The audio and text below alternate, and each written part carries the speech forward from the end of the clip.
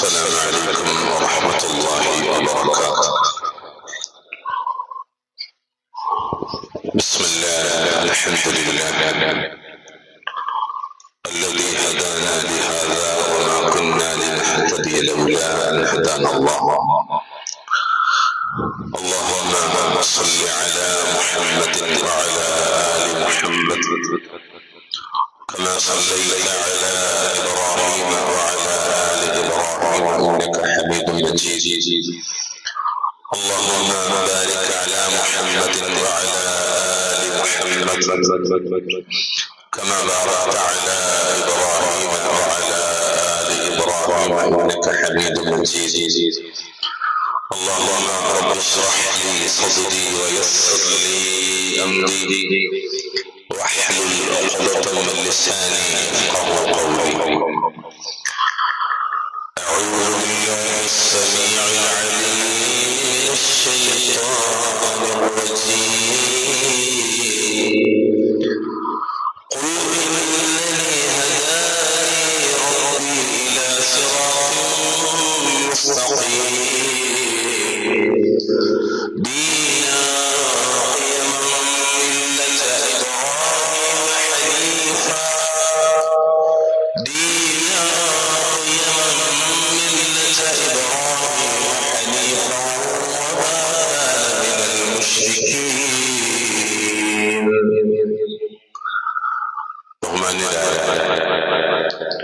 രക്ഷിതാക്കളെ സ്നേഹമുള്ള സഹോദരി സഹോദരന്മാരെ, അല്ലാഹു സുബ്ഹാനഹു വ തആല അവന്റെ പരിശുദ്ധമായ മസ്ജിദുകളിൽ അല്ലാഹുവിന്റെ ദീനുമായി ബന്ധപ്പെടുത്തിയ നമ്മുടെ ഒരുമിച്ച് കൂടലിനെ നാളെ വളരെ സ്വന്തം നാം ഓരോരുത്തർക്കും പ്രതിഫലമായി ലഭിക്കാൻ സഹായകമാകുന്ന ഒരു സൽക്കർമ്മമായി അല്ലാഹു സ്വീകരിക്കുമാറാകട്ടെ. നമ്മുടെ കൂടെ കൂടെ ഒരു പക്ഷേ ജോലികൾ ഉണ്ടാകാൻ അല്ലാഹു പ്രദാനം ചെയ്യുമാറാകട്ടെ. നമ്മുടെ തൊട്ടടുത്ത് ഖബർസ്ഥാനിൽ നമ്മുടെ ബന്ധുബന്ധുറാദികൾ, മക്കൾ, ഇണകൾ, സുഹൃത്തുക്കൾ ഒരുപാട് ആളുകൾ വിശ്രമിക്കും. അല്ലാഹു അവർക്കൊക്കെ പ്രദാനം ചെയ്യുമാറാകട്ടെ. ഏത് നിമിഷവും നമുക്കും ഒരുങ്ങാനുള്ളത് പോകാനുള്ളത് ആ ഒരു വഴിയിലേക്ക് തന്നെ. അതുകൊണ്ട് തന്നെ സല്ലല്ലാഹു അലൈഹി വസല്ലം പഠിപ്പിച്ചതുപോലെ മരണാനന്തര ജീവിതത്തിന് വേണ്ടി പണിയെടുക്കുകയും ചെയ്യുന്ന സാലിഹ്യങ്ങളിൽ അല്ലാഹു നമ്മെ ഉൾപ്പെടുത്തുമാറാകട്ടെ. അല്ലാഹുവിന്റെ അതിഥികളെ സ്വീകരിക്കാനായി മക്കയും പരിസരവും ഒക്കെ ഒരുങ്ങിക്കഴിഞ്ഞ ഒരു സാഹചര്യത്തിലാണ് നമ്മളുള്ളത്. മുസ്ലിം ലോകത്തിന്റെ കണ്ണും കാതും ഹൃദയവും ഒക്കെ ഇപ്പോൾ ആ അനുഗ്രഹീതമായ പ്രദേശത്ത് അല്ലാഹുവിന്റെ അതിഥികളുടെ ഹാജിമാരുടെ കൂടിച്ചേരലിലാണ്. ഓരോ രാജ്യത്ത് നിന്നും മക്കയിലെത്തിയ വിശ്വാസികളുടെ പ്രാർത്ഥനയിലാണ് നാം എല്ലാവരും പ്രതീക്ഷിക്കുന്നത്. അല്ലാഹു തആല മഖബൂലും മബ്റൂറുമായ ഹജ്ജ് നിർവഹിക്കാൻ അവർക്കൊക്കെ സൗഭാഗ്യം പ്രദാനം ചെയ്യുമാറാകട്ടെ. പ്രിയപ്പെട്ടവരെ, ലോകത്തിന്റെ വിവിധ പ്രദേശങ്ങളിലുള്ള മുസ്ലിമീങ്ങൾ ആദർശ പിതാവായ അബുൽ അംബിയ ഇബ്രാഹിം അലൈഹിസ്സലാത്തു വസ്സലാമയുടെ ജീവിതത്തെ വീണ്ടും ഓർക്കുകയാണ്. മക്കയും പരിസരവും നമ്മൾ പരിശോധിച്ചാൽ والتين والزيتون وطور سينين وهذا البلد الأمين. അല്ലാഹുവിന്റെ ഖുർആനിൽ നമുക്കൊക്കെ ഹിഫ്ളുള്ള ഒരു സൂറത്താണ്. അതിൽ വത്തീനി വസ്സൈതൂൻ എന്നത് ഈസാ നബി അലൈഹിസ്സലാത്തു വസ്സലാമയുമായി ബന്ധപ്പെട്ടതും വത്തൂരി സീനീൻ എന്നത് മൂസ അലൈഹിസ്സലാത്തു വസ്സലാമയുമായി ബന്ധപ്പെട്ടതും വഹാദൽ ബലദിൽ അമീൻ എന്നത് മുഹമ്മദ് മുസ്തഫ സല്ലല്ലാഹു അലൈഹി വസല്ലമയുമായി ബന്ധപ്പെട്ട ഏരിയയുമാണ്. എന്നാൽ ഈ മക്കയെ സംബന്ധിച്ച് പഠിപ്പിക്കുന്നിടത്ത് 3 നബിമാരുടെ ചരിത്ര സ്മരണ നമ്മുടെ അയവർക്കുകയാണ്. ഒന്ന് ഇബ്രാഹിം അലൈഹിസ്സലാത്തു വസ്സലാം, രണ്ടാമത്തത് അവിടുത്തെ പുത്രനായ ഇസ്മാഈൽ അലൈഹിസ്സലാത്തു വസ്സലാം, പിന്നീട് വർഷങ്ങൾക്കിപ്പുറം ആ പരമ്പരയിൽ അവസാനത്തെ നബിയും റസൂലുമായി കടന്നു വന്ന സയ്യിദുനാ റസൂലുള്ളാഹി സ്വല്ലല്ലാഹു അലൈഹി വസല്ലം. പ്രിയപ്പെട്ടവരെ, ആരാണ് ഇബ്രാഹിം അലൈഹിസ്സലാത്തു വസ്സലാം? അതിനുമുമ്പ് ചെറിയ തർത്തീബ് ആവശ്യമാണ്, അല്ലെങ്കിൽ ഉറങ്ങാൻ സാധ്യതയുണ്ട്. ഇപ്പുറത്ത് വെക്കണവരൊക്കെ കേട്ടിരുന്ന എനിക്കൊരു ഭാഗത്തൊരു വയ്ക്കും കേട്ടിട്ടുണ്ട്. എന്തായാലും കർഷകത്തിന് കേട്ടിട്ടുണ്ട്. നിങ്ങൾ കുറച്ച് പുറത്തേക്ക് ഒരു രസം ഒന്നും തോന്നരുത്. ഒരു ലിമിറ്റ് സംസ്ഥാനത്തിൽ കുറച്ചുകൂടി കടുത്തിരുന്നാൽ നമുക്ക് ഇങ്ങനെ കുറേ ആളുകളും നിർബന്ധമില്ല. അതൊക്കെ ഒരു എന്താ പറയുക ചർച്ച മാത്രമല്ല, ഒരു കാര്യമില്ല. ഉള്ള ആളുകൾ കൃത്യമായിട്ട് മനസ്സിലാക്കാന്നുള്ളത് മാത്രമേ സ്വീകരിക്കുമാറാകട്ടെ. റബ്ബുൽ ഇസ്സത്തിന്റെ പ്രവാചകർ സ്വല്ലല്ലാഹു അലൈഹി വസല്ലം ഇബ്രാഹിം ആരാണ്? 19 എനിക്ക് എന്റെ മകനോട് പറയാം. ആയത്ത് ഹദീസ് അർത്ഥകൾ പൂർവികരായ ഇമാമുകളെ പഠിപ്പിച്ചത് മാത്രം. 19 സൂറത്ത് മറിയമിന്റെ 41 ആയത്തിൽ ഇബ്രാഹിമിനെ കുറിച്ച് പഠിക്കുന്നത് അറിയുന്നു. واذكر في الكتاب إبراهيم إنه كان صديقا نبيا. വേദഗ്രന്ഥത്തിൽ കിതാബിൽ ഇബ്രാഹിമിനെ പറ്റിയുള്ള വിവരം നീ പറഞ്ഞു കൊടുക്കുന്നില്ലേ? കാരണം ആരാണ് അദ്ദേഹം? ഇന്നഹു കാന സ്വദ്ദീഖൻ നബിയ്യ. അദ്ദേഹം സത്യസന്ധനും പ്രവാചകനുമായിരുന്നു. ഒന്ന് സ്വദ്ദീഖാണ് അദ്ദേഹം, രണ്ട് അദ്ദേഹത്തിന് നബിയാണ്. നമ്മൾ നിന്ന് മഗ്‌രിബിനെ 3 തവണയും സുന്നത്ത് നിസ്കരിക്കുമ്പോൾ 2 തവണ റബ്ബിനോട് ചോദിച്ചത് സ്വറാത്തൽ ലദീന അൻഅംത അലൈഹിം. എന്താണ്? മിനൽ നബിയ്യീന വസ്സുദ്ദീഖീന വശുഹദാഇ വസ്സാലിഹീൻ. ആ മാർഗ്ഗത്തിൽ നബിമാരുടെ, ശുഹദാക്കളുടെ, സുദ്ദീഖുകളുടെ, സാലിഹീങ്ങളുടെ മാർഗ്ഗത്തിൽ. ആ മാർഗ്ഗം ആരുടെ മാർഗ്ഗം? ഇബ്രാഹിം അലൈഹിസ്സലാത്തു വസ്സലാമയുടെ മാർഗ്ഗമാണ്. ഏതാണ് ഇബ്രാഹിം നബി അലൈഹിസ്സലാത്തു വസ്സലാമയുടെ മാർഗ്ഗമെന്ന് സഹോദരങ്ങൾ അറിയൂ? മുഹമ്മദ് നബി സല്ലല്ലാഹു അലൈഹി വസല്ലം പിൻപറ്റിയതും ലോക ജനതയെ പരിശീലിപ്പിച്ചതും ഇബ്രാഹിം നബി അലൈഹിസ്സലാത്തു വസ്സലാമയുടെ മില്ലത്തായിരുന്നു. അതാണ് നബിയോട് നമ്മൾ പറയാൻ വേണ്ടി പറഞ്ഞത്. വിശുദ്ധ ഖുർആനിലെ 6-ാമത്തെ അധ്യായം സൂറത്തുൽ അൻആം 161 ആയത്ത് എന്താണ് നമ്മൾ പഠിപ്പിക്കുന്നത്? ഖുൽ ഇന്നനി ഹദാനി റബ്ബി ഇലാ സിറാത്തിൻ മുസ്തഖീം ദീനാ ഖിയമൻ മില്ലത ഇബ്രാഹീമ ഹനീഫാ വമാ കാന മിനൽ മുശ്രികീൻ. പറയുക നബിയെ, എന്റെ റബ്ബ് മുഹമ്മദ് നബിയോട് പറയാൻ വേണ്ടി പറയാം, എന്റെ റബ്ബ് എന്നെ നേരായ പാതയിലേക്ക് നയിച്ചിരിക്കുന്നു. ഏതാണത്? വക്രതയില്ലാത്ത ഒരു ദീനിലേക്ക്. അതാണ് ദീനുൽ ഇസ്ലാം. എന്നിട്ട് ആ മാർഗത്തെ കുറിച്ച് പഠിപ്പിക്കാം. യഹൂദന്മാർ നബിയുടെ മുന്നിലുണ്ട്, നസാറാക്കൾ നബിയുടെ മുന്നിലുണ്ട്, മക്കത്തെ മുശ്രിക്കുകൾ നബിയുടെ മുന്നിലുണ്ട്, വിമർശിക്കാൻ വേണ്ടി ഒരുപെട്ടിറങ്ങിയവർ മുഴുവൻ നബിയുടെ മുന്നിലുണ്ട്. അവരോട് മുഴുവനും പറയാം, നേർമാർഗത്തിൽ നിലകൊണ്ട ഇബ്രാഹിമിന്റെ ആദർശത്തിലേക്ക്, അവിടേക്കാണ് നമ്മൾ നയിച്ചത്. ഞാൻ പുതിയതായിട്ട് വന്നതല്ല, ഞാൻ പുതിയൊരു സിദ്ധാന്തം പഠിപ്പിക്കാൻ വേണ്ടി വന്നതല്ല. ഞാൻ ആരുടെ മാർഗത്തിലാണെന്നറിയോ? അബൂജഹൽ ഇബ്രാഹിം അലൈഹിസ്സലാത്തു വസ്സലാമയുടെ മാർഗത്തിലാണ്. യഹൂദന്മാരെ നിങ്ങൾ അംഗീകരിക്കുന്ന പിതാവിന്റെ, നസാറാക്കളെ നിങ്ങൾ അംഗീകരിക്കുന്ന പിതാവിന്റെ, മുശ്രിക്കുകളെ നിങ്ങൾ അംഗീകരിക്കുന്ന പിതാവിന്റെ മാർഗത്തിലാണ്. ഞാൻ പുത്തൻവാദക്കാരനല്ല, ഇബ്രാഹിമിന്റെ ആദർശത്തിലേക്ക്. ആരാണ് ഇബ്രാഹിം?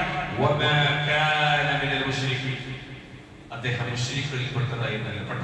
ഇവിടെ ഇലാ സിറാത്തിൽ മുസ്തഖീം എന്ന് പറഞ്ഞാൽ ദീനുൽ ഇസ്ലാം എന്നാണ് ഇമാം മുഖാത്തിൽ റഹ്മത്തുള്ളാഹി അലൈഹി തഫ്സീർ കൊടുത്തത്. അതുകൊണ്ട് ഇബ്രാഹിം നബി അലൈഹിസ്സലാത്തു വസ്സലാമയുടെ മാർഗത്തിലേക്കാണ് നബി വന്നത്. ആ മാർഗ്ഗം നബി പഠിപ്പിച്ചത്. ആ മാർഗമാണ് സ്വല്ലല്ലാഹു അലൈഹി വസല്ലം ലോകത്തിന് കൈമാറിയത്. ആ മാർഗത്തെയാണ് നബി തിരുമേനി പൂർത്തീകരിച്ചത്. അതാണ് ഇസ്ലാം, അതാണ് ഇസ്ലാം. അല്ലാഹുവിന്റെ ഖുർആനിലെ 4-ാമത്തെ സൂറത്തുൽ നിസാ 125 ആയത്ത് എന്തായിട്ടുള്ളത്? അല്ലാഹു പറഞ്ഞിട്ടുണ്ട്, ومن أحسن دينا ممن أسلم وجهه لله وهو محسن واتبع ملة إبراهيم حنيفا. തന്റെ മുഖത്തെ അല്ലാഹുവിന് കീഴ്പ്പെടുത്തുകയും നേർമാർഗത്തിൽ ഉറച്ചു നിന്നുകൊണ്ട് ഇബ്രാഹിമിന്റെ മാർഗത്തെ പിന്തുടരുകയും ചെയ്തവനേക്കാൾ ഉത്തമമായ മതക്കാരൻ ആരുണ്ട്? അതായത് ദീനിന്റെ കാര്യത്തിൽ കൂടുതൽ നല്ലവനായി ആരുണ്ട് എന്ന്. ഏറ്റവും നല്ല മാർഗം ഏതാണ്? ഇബ്രാഹിമിന്റെ മാർഗം. ആ മാർഗത്തിൽ ഉറച്ചിക്കലാണ് ഇസ്ലാമിൽ ഉറച്ചു നിൽക്കുക എന്നതിന് പകരമായി പറയുന്നത്. അതുകൊണ്ട് തന്നെ എപ്പോഴും ഓർക്കേണ്ടുന്ന ഒരു ചരിത്രമാണ്, ഒരു പാഠമാണ്, ഒരു ജീവിതമാണ് ഇബ്രാഹിം നബി അലൈഹിസ്സലാത്തു വസ്സലാമിനെ ഒരു ചെറിയൊരു സംശയമുണ്ടോ? നമ്മുടെ തന്നെ ആരെ കുറിച്ച് ചർച്ച ചെയ്യുമ്പോൾ നിങ്ങൾക്ക് വല്ല ധാരണയുണ്ടോ? ആരെ കുറിച്ചാണ് തന്നോട് ഇവിടുന്നും ഇല്ലാത്ത മാതിരി ഇവിടെ തന്നെ അല്ലേ പോയിട്ടില്ലല്ലോ. നമ്മള് ഇബ്രാഹിം നബിയെ കുറിച്ച് ചർച്ച ചെയ്യുന്നത് വേറെ ചർച്ചയല്ല. അതുകൊണ്ടാണ് ഇബ്രാഹിം നബിയെ കുറിച്ച് നമുക്കൊന്നും തോന്നുന്നത്.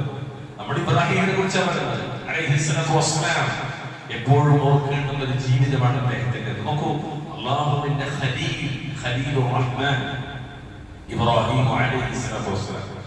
ആ ഇബ്രാഹിമിനെ ഒരു മുഅ്മിൻ എപ്പോഴും ഓർക്കാറുണ്ട്. എന്റെ സഹോദരൻ ഒരു പ്രാർത്ഥനയെ കുറിച്ച് എന്റെ അടുത്തേക്ക് വന്നിട്ട് കാണിച്ചു തന്നു. നമ്മൾ രാവിലെ പ്രാർത്ഥിക്കണല്ലേ, എന്താ പ്രാർത്ഥന?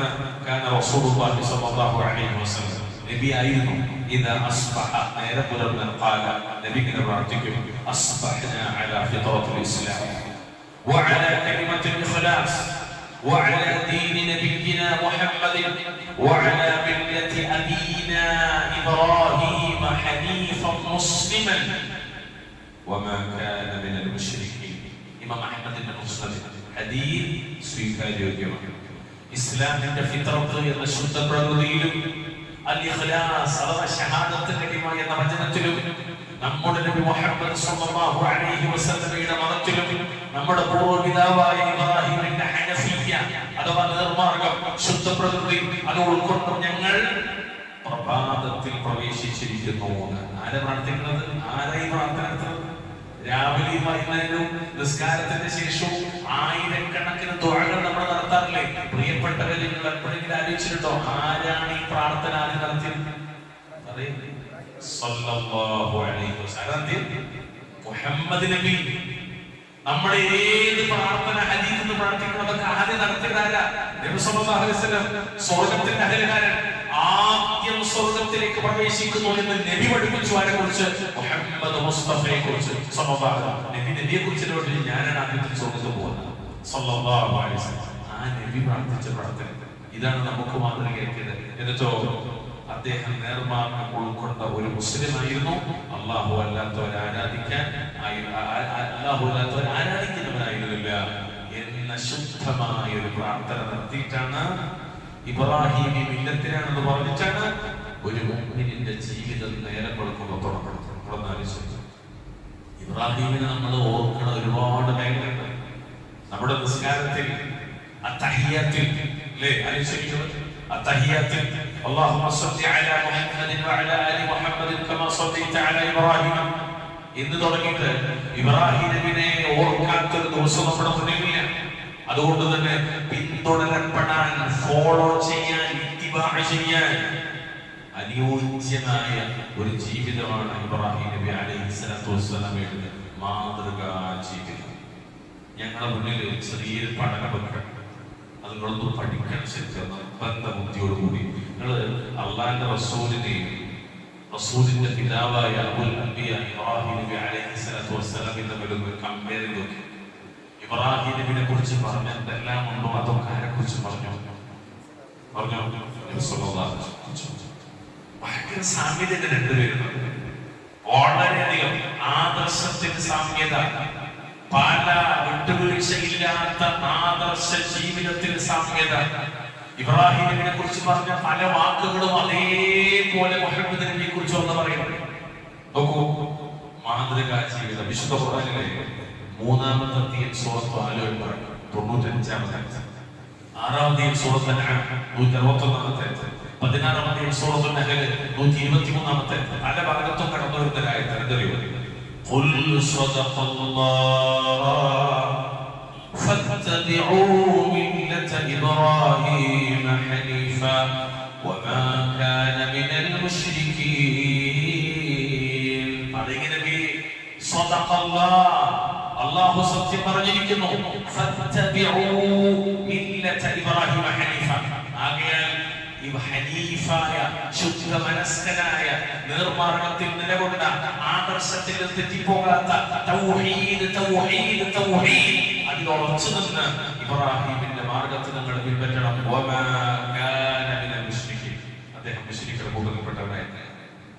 നമ്മോട് പിന്തുടരാൻ വേണ്ടി കൽപ്പിച്ച മാർഗം എന്നറിയുന്നത് ഈ മില്ലത്താണ്, ഇബ്രാഹിമിന്റെ മില്ലത്ത്. ആ മില്ലത്താണ് മുഹമ്മദ് മുസ്തഫ സ്വല്ലല്ലാഹു അലൈഹി വസല്ലം പഠിപ്പിച്ചത്. ആ ആ മില്ലത്തിന്റെ പേരാണ് ദീനുൽ ഇസ്ലാം. ഇബ്രാഹിം നബിയുടെ എന്ത് ബന്ധം! ഓരോ ഇബാദത്തുകൾക്ക് പോലും ഇബ്രാഹിം നബിയുടെ ബന്ധം. മഹാനായ ഇബ്രാഹിം നബി അലൈഹിസ്സലാത്തു വസ്സലാമയുടെ ജീവിതം മുഅ്മിനീങ്ങൾക്ക് അനുഗ്രഹമാണ്. അദ്ദേഹത്തിന്റെ ജീവിതത്തിൽ ഉണ്ടായിരുന്ന ഓരോ ഗുണങ്ങളും മുഅ്മിനീങ്ങളുടെ ജീവിതത്തിൽ ഉൾക്കാഴ്ച നൽകുന്നവയാണ്. ഞാൻ അദ്ദേഹത്തെ കുറിച്ച് ചെറിയൊരു വിവരണം മാത്രം പറയാം. തുടക്കത്തിൽ എന്റെ വകയല്ല, അല്ലാഹു പറഞ്ഞു വിശുദ്ധ ഖുർആനിലെ 16-ാം അധ്യായം സൂറത്തുൽ നഹ്ൽ 120-ാമത്തെ ആ ആയത്തിലെ കാണാം, ഇന്ന ഇബ്രാഹിം, തീർച്ചയായും ഇബ്രാഹിം കാന ആയിരുന്നു ഉമ്മത്തൻ, ഒരു സമുദായമായിരുന്നു. ഖാനിതൻ ലില്ലാഹ്, രണ്ടാമത് അല്ലാഹു പറയാ അല്ലാഹുവിന് കീഴ്പ്പെട്ട് ജീവിക്കുന്നവനായിരുന്നു. ഹനീഫൻ, ഹനീഫായിരുന്നു. 3 ഗുണങ്ങൾ ഈ ആയത്തിന് തൊട്ട്. ഒന്നാമത്തെ ഗുണം ഉമ്മത്തൻ, ഇബ്രാഹിം നബി ഉമ്മത്തായിരുന്നു. നമ്മൾ എപ്പോ വായിക്കുമ്പോഴും നമ്മുടെ നമ്മൾ വായിക്കാൻ പാടില്ല. പകരം ഞാൻ നിങ്ങൾക്ക് കാണിച്ചു തന്നത് അൽ ബാഹിദുൽ ഖുർആൻ എന്ന് പറഞ്ഞാൽ നമ്മുടെ ഖുർആൻ തഫ്സീറുകളുടെ ഒരു സംഘമാണ്. ഇത് നമ്മുടെ പ്ലേ സ്റ്റോറിലൊക്കെ കിട്ടും.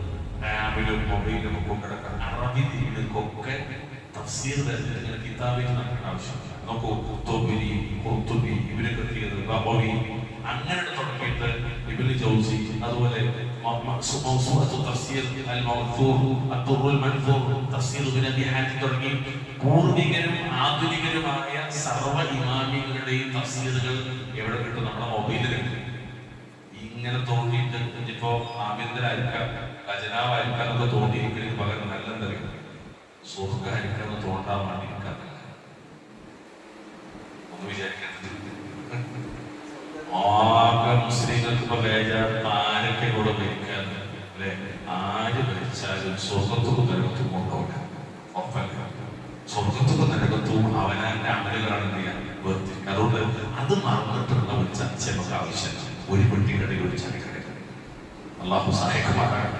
അപ്പൊ ഞാൻ പറഞ്ഞ മൊബൈലൊക്കെ കിട്ടുന്നത് പ്ലേ സ്റ്റോറിൽ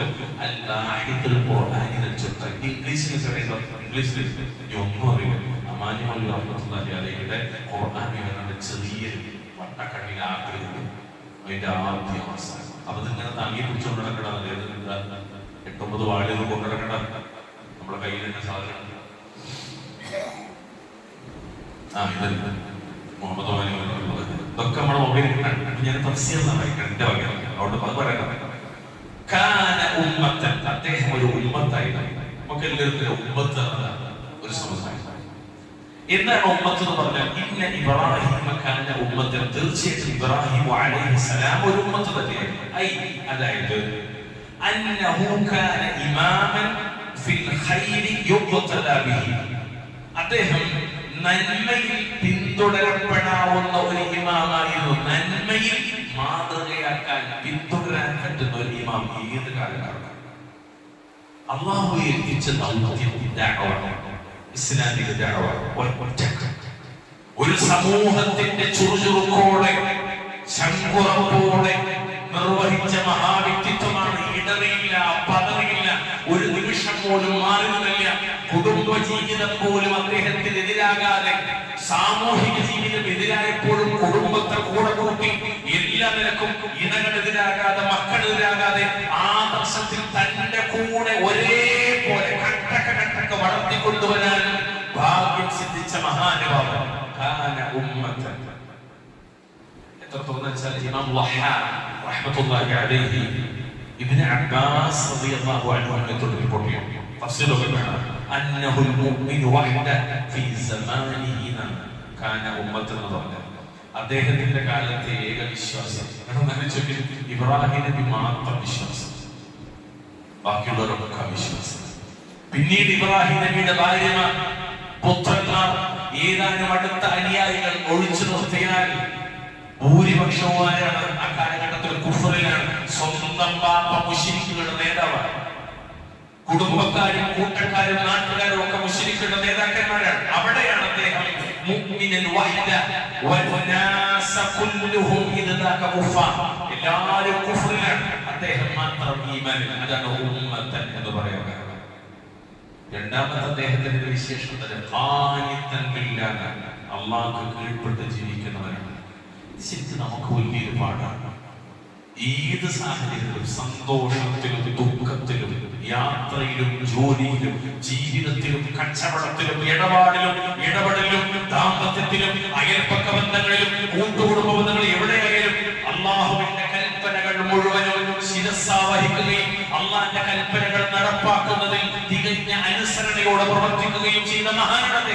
അള്ളാഹിന്റെ കൽപ്പനക്ക് വിരുദ്ധമായി ഒരു വാക്കോ പ്രവൃത്തിയോ ഇല്ല അദ്ദേഹത്തിന്റെ വന്നിട്ടില്ല. ഖാനിതൻ ലില്ലാഹ് എന്ന് പറഞ്ഞാൽ അന്നഹു കാന ദായിമൻ ത്വാഅത്തി ലില്ലാഹി തആല അലാ കുല്ലി അഹ്വാലിഹി. തീർച്ചയായിട്ടും എല്ലാ സന്ദർഭങ്ങളിലും അവസ്ഥകളിലും അല്ലാഹുവിനെ വഴിപ്പെടുന്നതിൽ സമ്പൂർണ്ണ ശ്രദ്ധയുണ്ടായിരുന്ന ആളായിരുന്നു ഇബ്രാഹിം നബി. ഒരു നിമിഷം പോലും അല്ലാഹുവിനെ ചിന്തിച്ചില്ല, ഒരു നിമിഷം പോലും അല്ലാഹുവിനെതിരായില്ല. അതല്ലേ അല്ലാഹു പറഞ്ഞത്, ഇദ് ഖാല ലഹു റബ്ബുഹു അസ്ലിം ഖാല അസ്ലംതു ലിറബ്ബിൽ ആലമീൻ.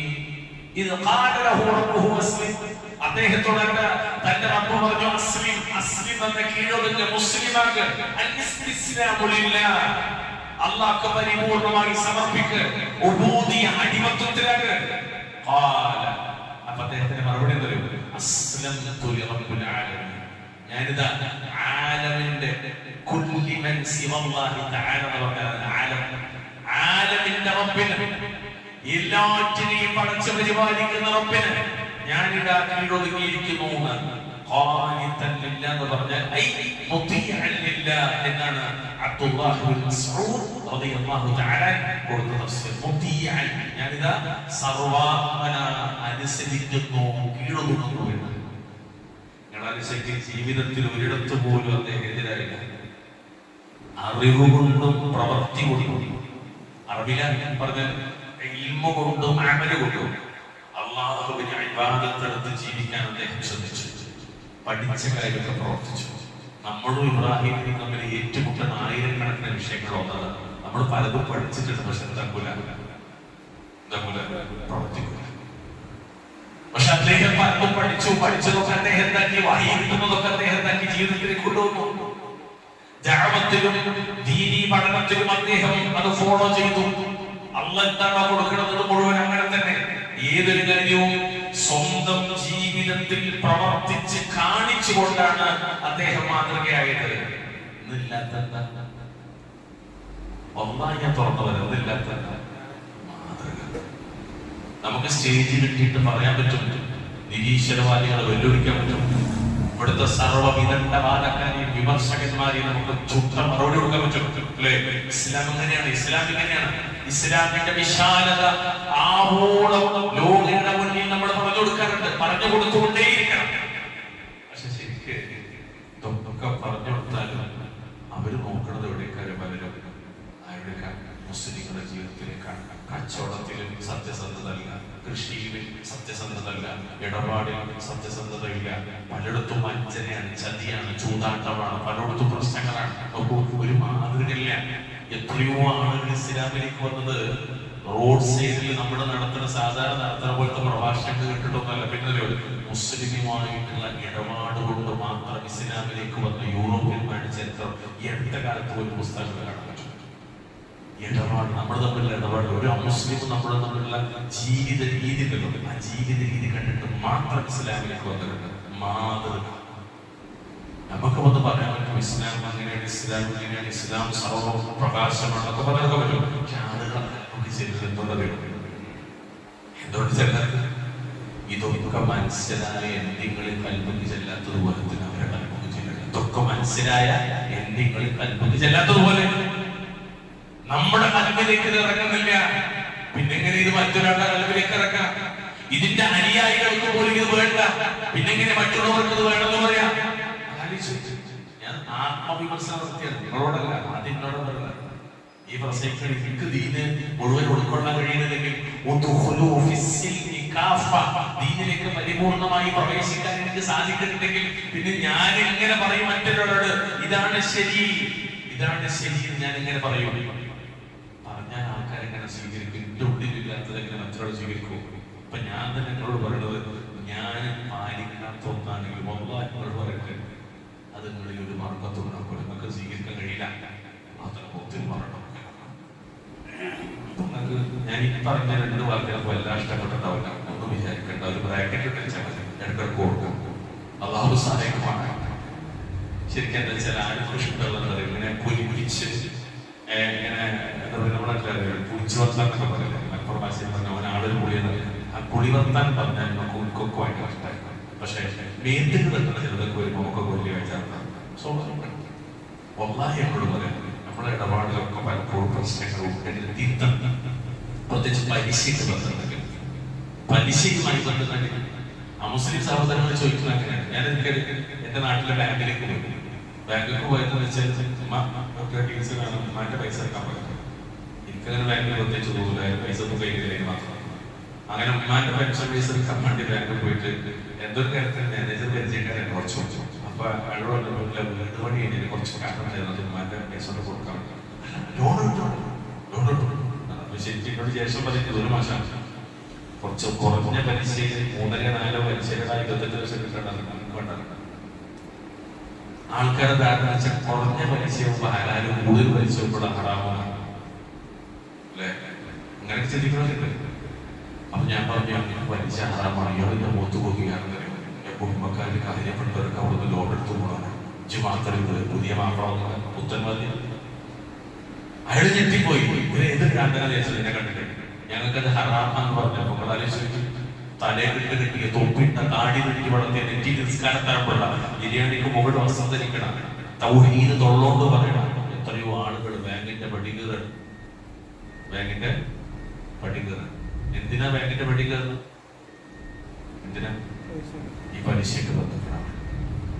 ആദ്യത്തെ ശബ്ദം തന്നെ മതിയെന്ന് കൊള്ളാക്കണം. ബാങ്കിന്റെ പടികേറാണ് എന്തിന്? ഈ ഹറാമുമായി ബന്ധപ്പെടാൻ. ഹറാമ് കൊണ്ട് വണ്ടി, ഹറാമ് കൊണ്ട് വീട്, ഹറാമ് കൊണ്ട് കല്യാണം, ഹറാമ് കൊണ്ട് കച്ചവടം. ചിലപ്പോ ആ വണ്ടിമേൽ അസൂയിക്ക് വണ്ടിയുണ്ട്, നിസ്കാരത്തെ അസൂയാവും. പക്ഷെ യാത്ര പിന്നെ ആ പ്രാർത്ഥനക്ക് എന്ത് ഉത്തരം കിട്ടാൻ നമ്മൾ അള്ളാഹിനോട് തന്നെ ചോദിക്കേണ്ടത് ഉറപ്പിച്ച് പറ്റുന്നതല്ലോ. പക്ഷെ ആ പ്രാർത്ഥനക്ക് ഉത്തരം കിട്ടണമെങ്കിൽ ചോദിക്കണോന്റെ ജീവിതത്തിൽ ഹലാലിണ്ടാകട്ടെ. പ്രാർത്ഥന സ്വീകരിക്കാനുള്ള ഉപാധി പറഞ്ഞെടുത്ത ഹറാമ് പാടില്ല എന്നല്ലേ അള്ളാഹു തആല നമ്മളെ കാത്തുരക്ഷിക്കുമാണ്. ഞാനിത് പറഞ്ഞ നിങ്ങളെ കുറിച്ചല്ല, നിങ്ങൾ തെറ്റിദ്ധരിക്കേണ്ട. മുസ്ലിങ്ങളിൽ പലരും അങ്ങനെ ഉണ്ടെന്ന് പറയാനാണ്. പക്ഷെ ഇബ്രാഹിം നബി അങ്ങനെയല്ലായിരുന്നു. ഇബ്രാഹിം നബി എല്ലാറ്റിനും മാതൃകയും. അതാണ് അള്ളാഹു പറഞ്ഞത്, ഖദ് കാനത് ലകും ഉസ്വത്തുൻ ഹസനത്തുൻ ഫീ ഇബ്രാഹീമ വല്ലദീന മഅ. നിങ്ങൾക്ക് ഇബ്രാഹീമിലും അദ്ദേഹത്തിന്റെ കൂടെയുള്ളവരിലും ഉത്തമമായ ഒരു മാതൃക ഉണ്ടായിട്ടുണ്ട്. ഇബ്രാഹിമിനെ കുറിച്ച് പറയാം 60-ാമത്തെ അതിന്റെ 4-ാമത്തെ ആയത്ത്. നബിയെ കുറിച്ച് ആയത്തുകളിൽ പോലും സാമ്യത 2 നബിമാരെ കുറിച്ച്. ഇത് മാത്രം പറയാൻ നമുക്ക് മണിക്കൂർ കൂടി അത്രയും സാമ്യതകൾ. ഈ 2 നബിമാർ നമ്മൾ സാമ്യത നോക്കൂ. അപ്പൊ അദ്ദേഹത്തിൽ മാതൃകയുടെ സർവകാല മാതൃക. 3-ാമത്തെ അദ്ദേഹത്തിന്റെ പ്രത്യേകത ഹനീഫൻ. ഹനീഫ് നമ്മൾ പേരിടും ഹനീഫ്. എന്താ ഹനീഫ് എന്ന് പറഞ്ഞാൽ ശരിക്കും മലയാളത്തിൽ പറയാൻ നേർവഴിയിൽ നിലകൊള്ളുന്നതെന്നൊക്കെയാണ്. പക്ഷെ പരിഭാഷയിൽ പോകുമ്പോഴാണ് പ്രശ്നം എന്ന് വെച്ചാല് ആശയം മുഴുവൻ കിട്ടൂല. ആശയം മുഴുവൻ കിട്ടണമെങ്കിൽ തഫ്സീറിലേക്ക് പോകണം. തഫ്സീറിൽ കാണുന്നത് ഇന്ന ഇബ്രാഹീമ കാന ഉമ്മത്തൻ ഖാനിതൻ ലില്ലാഹി ഹനീഫ. തീർച്ചയായിട്ടും ഇബ്രാഹിം നബി അലൈഹി സ്വലാത്തു വസ്സലാം അദ്ദേഹം ഒരു സമുദായമായിരുന്നു, അല്ലാഹുവിനെ കീഴൊതുങ്ങി ജീവിച്ചായിരുന്നു. അദ്ദേഹം ഹനീഫായിരുന്നു എന്ന് പറഞ്ഞാൽ, ഹനീഫ് എന്ന് പറഞ്ഞാൽ അൽ മുൻഹരിഫു ഖസ്ദൻ അനി ശിർകി ഇല തൗഹീദ്. അല്ലാമ ഹാഫിദ് ഇബ്നു കതീർ റഹ്മത്തുള്ളാഹി അലൈഹി തഫ്സീർ. ശിർക്കിൽ നിന്ന് പൂർണ്ണമായും മാറി തൗഹീദിലേക്ക് ചാഞ്ഞവനാണ്. അതാണ് ഹനീഫ്. ശിർക്കിന്റെ അംശമില്ലാത്ത, ശിർക്കിന്റെ ഇനങ്ങളോ വകുപ്പുകളിലോ ഒന്നുപോലും ഇല്ലാത്ത. ഇത് വലിയ ശിർക്ക് മാത്രമല്ല, ചെറിയ ശിർക്ക്, വാക്കോട്ടുള്ള ശിർക്ക്, പ്രവൃത്തിയിൽ വരുന്ന ശിർക്ക്, നാവോട്ടുള്ള ശിർക്ക്, ഇങ്ങനെ പലതരത്തിലുള്ള ശിർക്കുണ്ടല്ലോ. അതൊന്നും വരാത്ത, മൊത്തത്തിൽ പറഞ്ഞാൽ ശിർക്കുൽ അക്ബറും ശിർക്കുൽ അസ്ഗറും രണ്ടും വരാത്ത മഹാനുഭാവനാണ് ഇബ്രാഹിം അലൈഹിസ്സലാത്തു വസ്സലാം. ഹനീഫ് എന്ന് പറഞ്ഞാൽ ശരിക്ക് ഇമാം മുഖാത്തിബ് റഹിമഹുല്ലാഹ് പറഞ്ഞത് ഐ മുഖ്ലിസുൻ, ഇഖ്ലാസ് എന്നതാണ്. എന്തു അല്ലാഹുക്ക് മാത്രമാക്കുന്നവനാണ്. അല്ലാഹുവിന്റെ ഖുർആനിൽ അള്ളാഹ് വിവരിച്ചത് എത്ര വ്യക്തതയോ ബയാൻ ചെയ്തത് എന്താ? ഇന്നി വജ്ജഹ്തു വജ്ഹിയ ലില്ലദീ ഫതറസ് സമാവാതി വൽ അർദ് ഫതറസ് സമാവാതി വൽ അർദ് ഹനീഫാ വമാ അന മിനൽ മുശ്രികീൻ. ആറാമത്തെ സൂറത്തുൽ അൻആം 79-ാമത്തെ ആയത്ത്. എന്താണ് അദ്ദേഹത്തിന്റെ പ്രാർത്ഥന? തീർച്ചയായിട്ടും ഞാൻ നേർമാർഗത്തിൽ ഉറച്ചു നിന്നുകൊണ്ട് എന്റെ മുഖം ആകാശങ്ങളും ഭൂമിയും സൃഷ്ടിച്ചവരെ തിരിച്ചിരിക്കുന്നു. ഞാൻ മുശ്രിക്കുകളിൽപ്പെട്ടവനെയല്ല. അതാണ് ഹനീഫ്.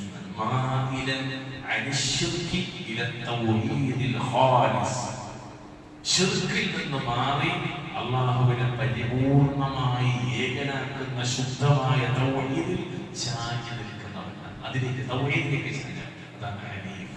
നമ്മൾ മലയാളത്തിൽ കൊടുക്കുക വക്രതയില്ലാത്തവൻ, ഋജുമാനസൻ എന്ന് പറയും. കാര്യത്തിൽ ഇത്ര കാലമില്ലാത്ത മനസ്സിലാക്കാൻ എന്ത് ഋജുമാനസത? ഋജുമാനസൻ അതാണ് ഒരു ശിർക്കിന്റെ ലാഞ്ചന പോലുമില്ല, അച്ഛ തൗഹീദ് മാത്രം. അതാണ് ഹനീഫ്, ശുദ്ധ തൗഹീദിന്റെ വക്താവാണ്. വമാ കാന മിനൽ മുശ്രികീൻ. അദ്ദേഹം മുശ്രിക്കുകളിൽപ്പെട്ടവനല്ല. അദ്ദേഹം തന്റെ റബ്ബ് ആരാണെന്ന് പ്രഖ്യാപിക്കുന്നതിന് വാക്കിന്റെ ഒരു വല്ലാത്ത വാക്കാണ്. എന്റെ റബ്ബ് ആരാണ്? അദ്ദേഹം ലോകരെ പഠിപ്പിക്കാണ് ആരാണ് എന്റെ റബ്ബ്.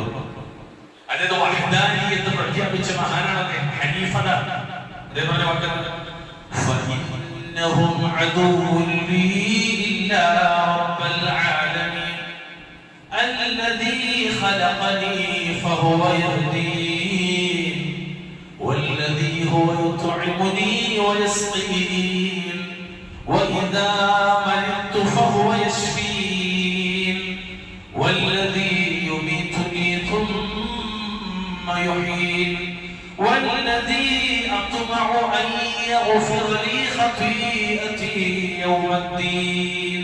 എന്നാൽ അവർ ഇലാഹുകൾ, അള്ളാഹ്ക്ക് പുറമെ പിതാവേ, നാട്ടുകാരെ, നിങ്ങൾ ആരാധിക്കുന്ന ഇലാഹുകൾ എന്റെ ശത്രുക്കളാണ്.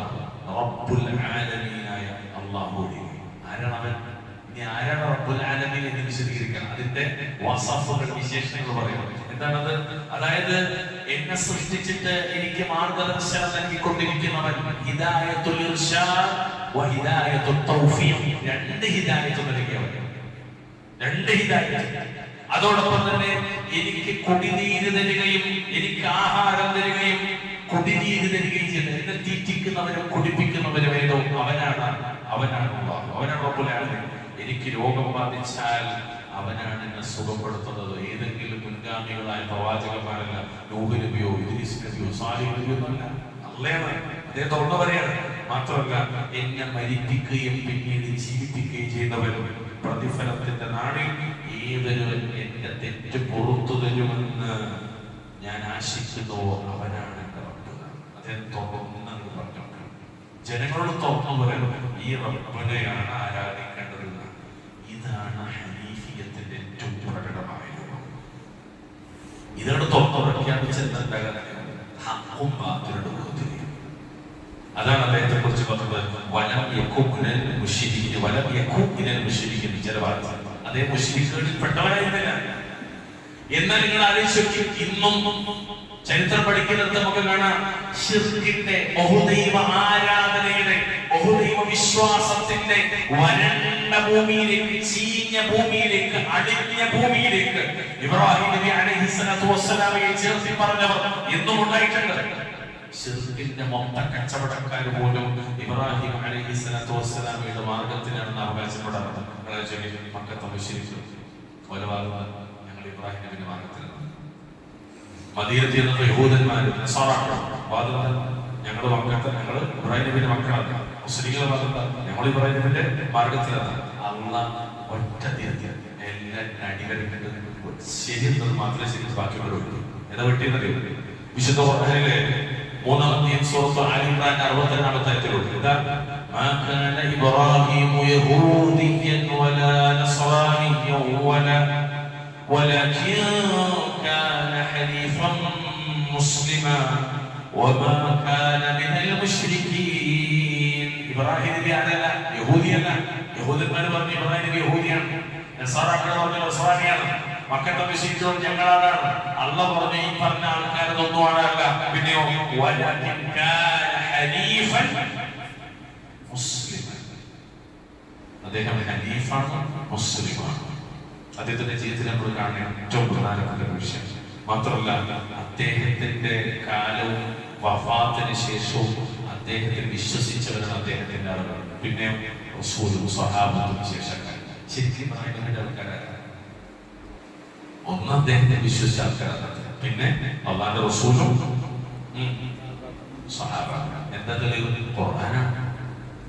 ഖുർആനാണ്.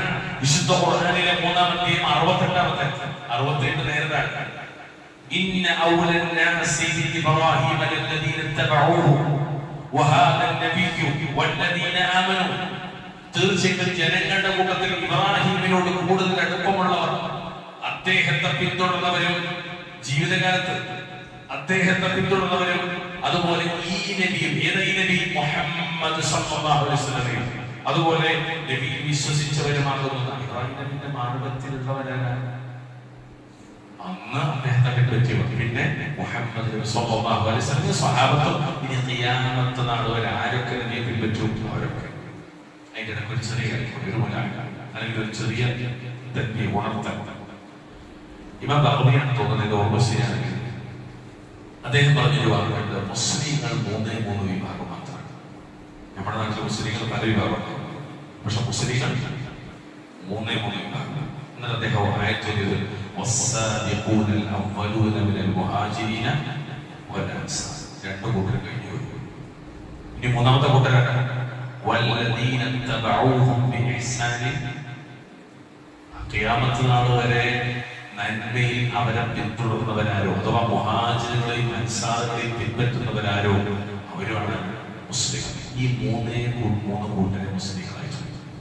അതിനെ നമ്മൾ പ്രദോരിക്കുന്നത് മാത്രം പഠിച്ചു. അതാണ് അഹ്ലുസ് സുന്ന വൽ ജമാഅ, അതാണ് ഖുറബ, അതാണ് ഫിർഖത്തുൻ നാജിയ, അതാണ് ത്വാഇഫത്തുൽ മൻസൂറ, അതാണ് നമ്മൾ പുറത്ത് ബോർഡ് വെച്ച സലഫിയ, സലഫികൾ എന്ന് പറഞ്ഞാൽ സലഫുകളുടെ മാർഗം പിൻപറ്റുന്നവർ. ലേറാവുണ്ടോ? അത് കൊണ്ടു പോയോ? ഇവിടുത്തെ ഈ പള്ളിക പ്രസംഗിക്കുമ്പോൾ കുഴപ്പമെന്ന് വെച്ചാൽ കുത്തുബക്കായാലും ക്ലാസ് എടുക്കുമ്പോഴും കാണാൻ ഞാൻ ഒച്ചപ്പൊടി ഉണ്ടാക്കിയാലും കാണാൻ ആരെങ്കിലും അതൊരു ശൈലിയാണ്. നിങ്ങളെ കുറ്റപ്പെട്ടില്ല, ഞങ്ങളുടെ സ്ഥലത്ത് നിൽക്കുമ്പോഴും ഞങ്ങൾക്ക് ചിലപ്പോൾ ആരെങ്കിലും മിമ്പർക്കൊക്കെ നോക്കുമ്പോഴും ഞാൻ ഇവിടെ കുത്തു വരും. ചിലപ്പോൾ വേറെ ആൾക്കാരിനെ കുറച്ച് പ്രായം ചിലപ്പോൾ ഇങ്ങനെ തൂക്കം വരും. അപ്പൊ ഇങ്ങനെ ആലോചിക്കും, ചെറിയ ഒരു ജംറയിൽ എറിയാൻ പറ്റിയ ചെറിയ മണി അങ്ങനത്തെ കാര്യങ്ങളൊന്നും എറിയാൻ ഒരു അവസരം കിട്ടിയാൽ എറിയണം.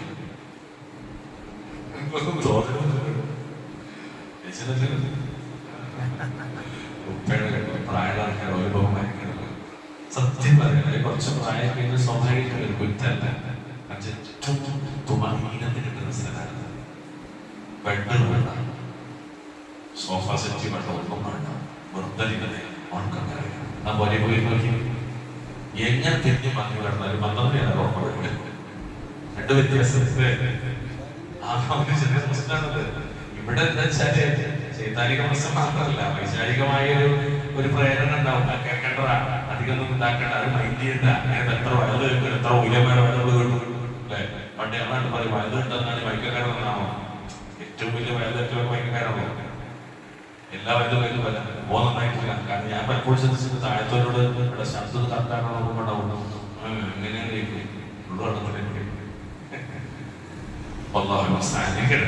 ഞാനിങ്ങനെ ഉറക്കം തോന്നുന്നുണ്ടെന്ന് തോന്നിയപ്പോ പറഞ്ഞാണെന്ന് വിചാരിക്കണം. അദ്ദേഹത്തെ കുറിച്ച് അല്ലാഹു റബ്ബുൽ ഇസ്സത്ത് പറഞ്ഞ അങ്ങനെ 4ാമത് അദ്ദേഹത്തെ കുറിച്ച് പറഞ്ഞു അള്ളാഹുവിന്റെ അനുഗ്രഹങ്ങൾക്ക് നന്ദി കാണിക്കുന്നവരായിരുന്നു അദ്ദേഹം. ഇതൊക്കെ നമ്മുടെ ജീവിതത്തെ കണക്ട് ചെയ്യും. അള്ളാഹു തന്ന അനുഗ്രഹങ്ങൾക്ക് നന്ദി കാണിക്കുന്നവർ. അതാണ് അള്ളാഹു പറഞ്ഞത് കടമകൾ നിറവേറ്റി ഇബ്രാഹിം. എത്രത്തോളം? وإبراهيم الذي وفى أي فقام بجميع الأوامر وترك جميع النواهي وبلغ الرسالة على التمام والكمال. കൽപ്പനകൾ മുഴുവനും അദ്ദേഹം ഉൾക്കൊണ്ടു. അല്ലാഹുവിന്റെ വിരോധങ്ങൾ മുഴുവനും അദ്ദേഹം വർജിച്ചു. സമ്പൂർണവും പരിപൂർണവുമായി അദ്ദേഹം അത് എത്തിച്ചു കൊടുത്തത് അള്ളാഹുവിന്റെ ദീൻ. അതാണ് ഇബ്രാഹിം അല്ലദീ വഫ, കടമകൾ നിറവേറ്റി. അദ്ദേഹത്തിന് ഒന്നും പറഞ്ഞാൽ അതൊക്കെ ചെയ്തു. ഭാര്യയും കുഞ്ഞിനെയും വിജനമായ ആ മക്കയിൽ കൊണ്ടാക്കാൻ കൊണ്ടാക്കി. പിന്നീട് ഒരു കാലത്ത് വന്നിട്ട് ആ കുഞ്ഞിനെ തന്നോടൊപ്പം പ്രയത്നിക്കാനുള്ള പ്രായമായപ്പോ ആ കുഞ്ഞിനെ എന്ത് ചെയ്തു? അറക്കാൻ പറഞ്ഞു. അറക്കാൻ പറഞ്ഞു, അറക്കാൻ വേണ്ടി തയ്യാറായി. അല്ലെ, ഏത് കാര്യം അല്ലാഹു റബ്ബുൽ ഇസ്സത്ത് എന്തൊക്കെ പറഞ്ഞു അത് മുഴുവൻ അദ്ദേഹം ചെയ്തതാണ്.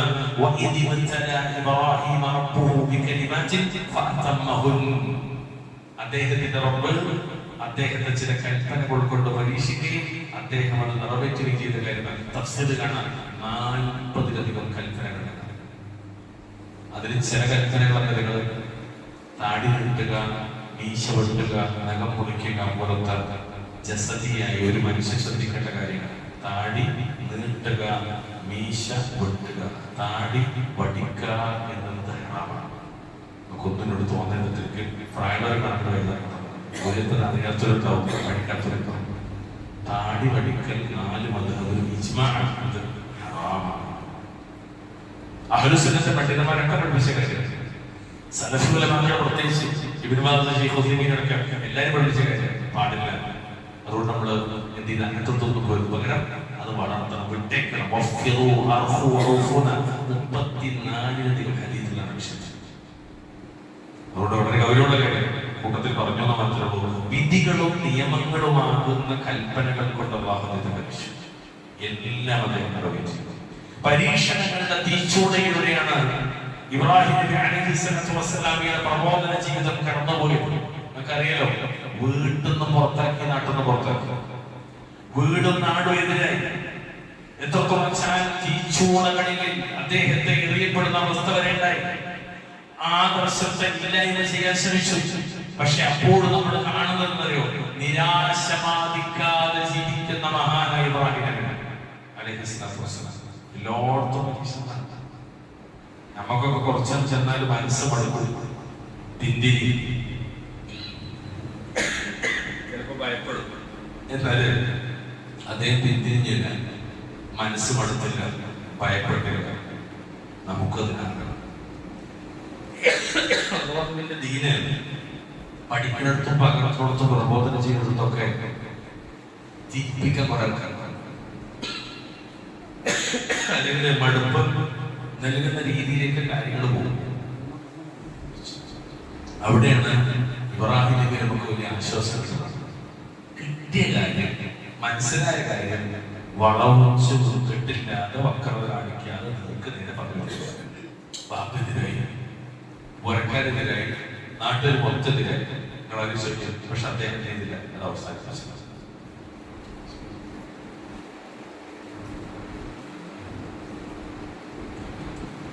അതുകൊണ്ട് തന്നെ ഇബ്രാഹിം അലൈഹിസ്സലാത്തു വസ്സലാമയുടെ ജീവിതത്തിലേക്ക് കടന്നു വരുന്നിടത്ത് നമ്മൾ കാണുന്ന ഓരോ പരീക്ഷണങ്ങളും അതിലൊക്കെ നമുക്ക് വലിയ മാതൃകയുണ്ട്. ഏറ്റവും രസം എന്താ വെച്ചാൽ അദ്ദേഹത്തിന് കിട്ടിയ വലിയ ഭാഗ്യം തരും. അദ്ദേഹത്തോട് ചേർന്ന് നിൽക്കുന്ന ഭാര്യമാരും മക്കളും. ഇബ്രാഹിമിക്ക് 2 ഭാര്യ, ഒന്ന് ഹാജറ, മറ്റൊന്ന് സാറ. സാറ സ്വതന്ത്ര സ്ത്രീ, ഹാജറ അടിമ സ്ത്രീ.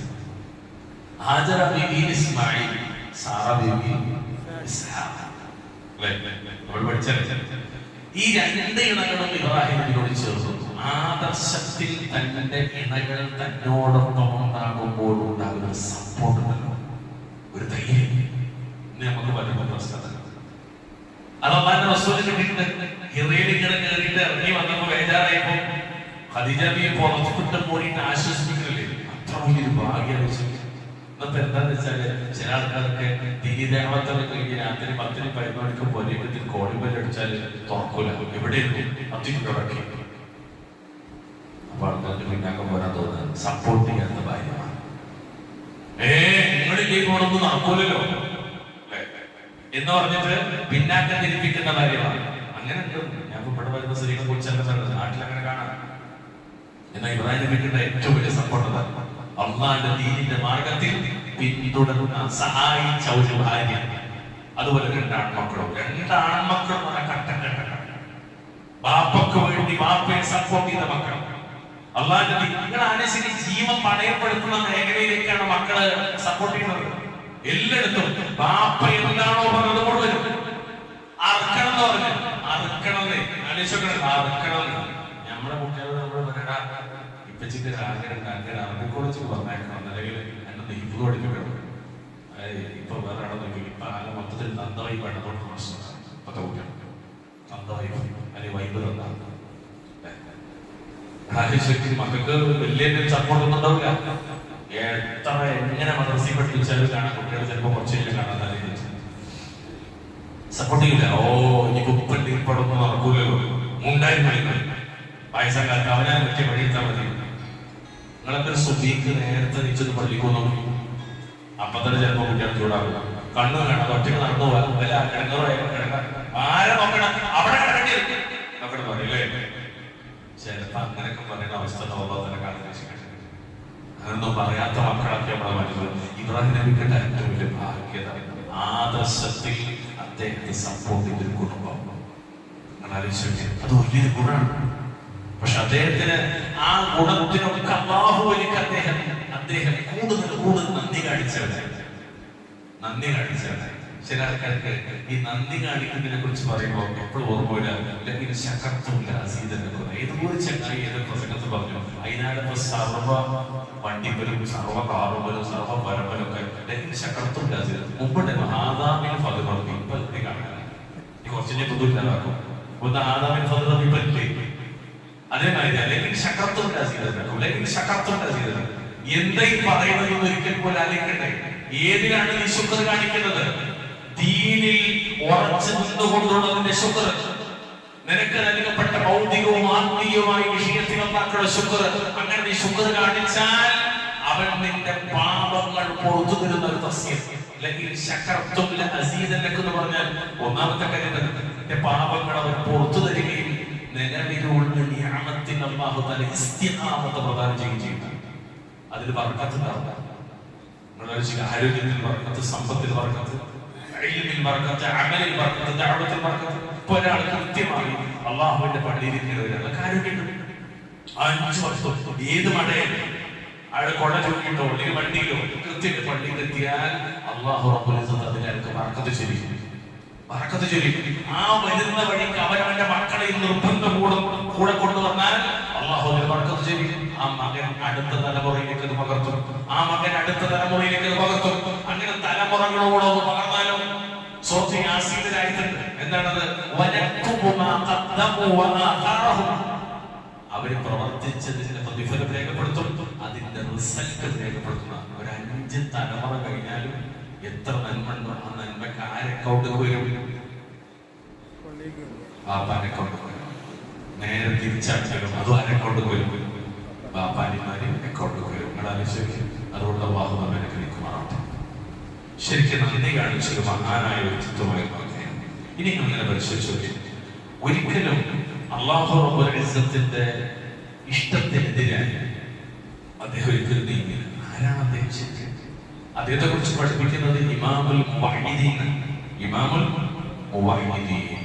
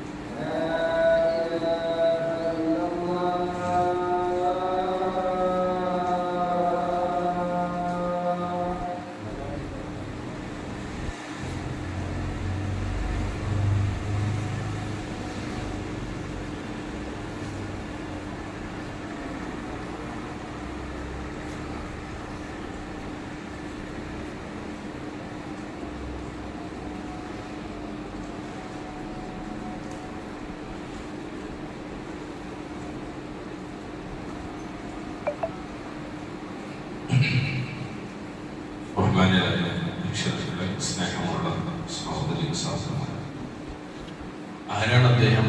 ഇബ്രാഹിം അലൈഹിസ്സലാത്തു വസ്സലാം.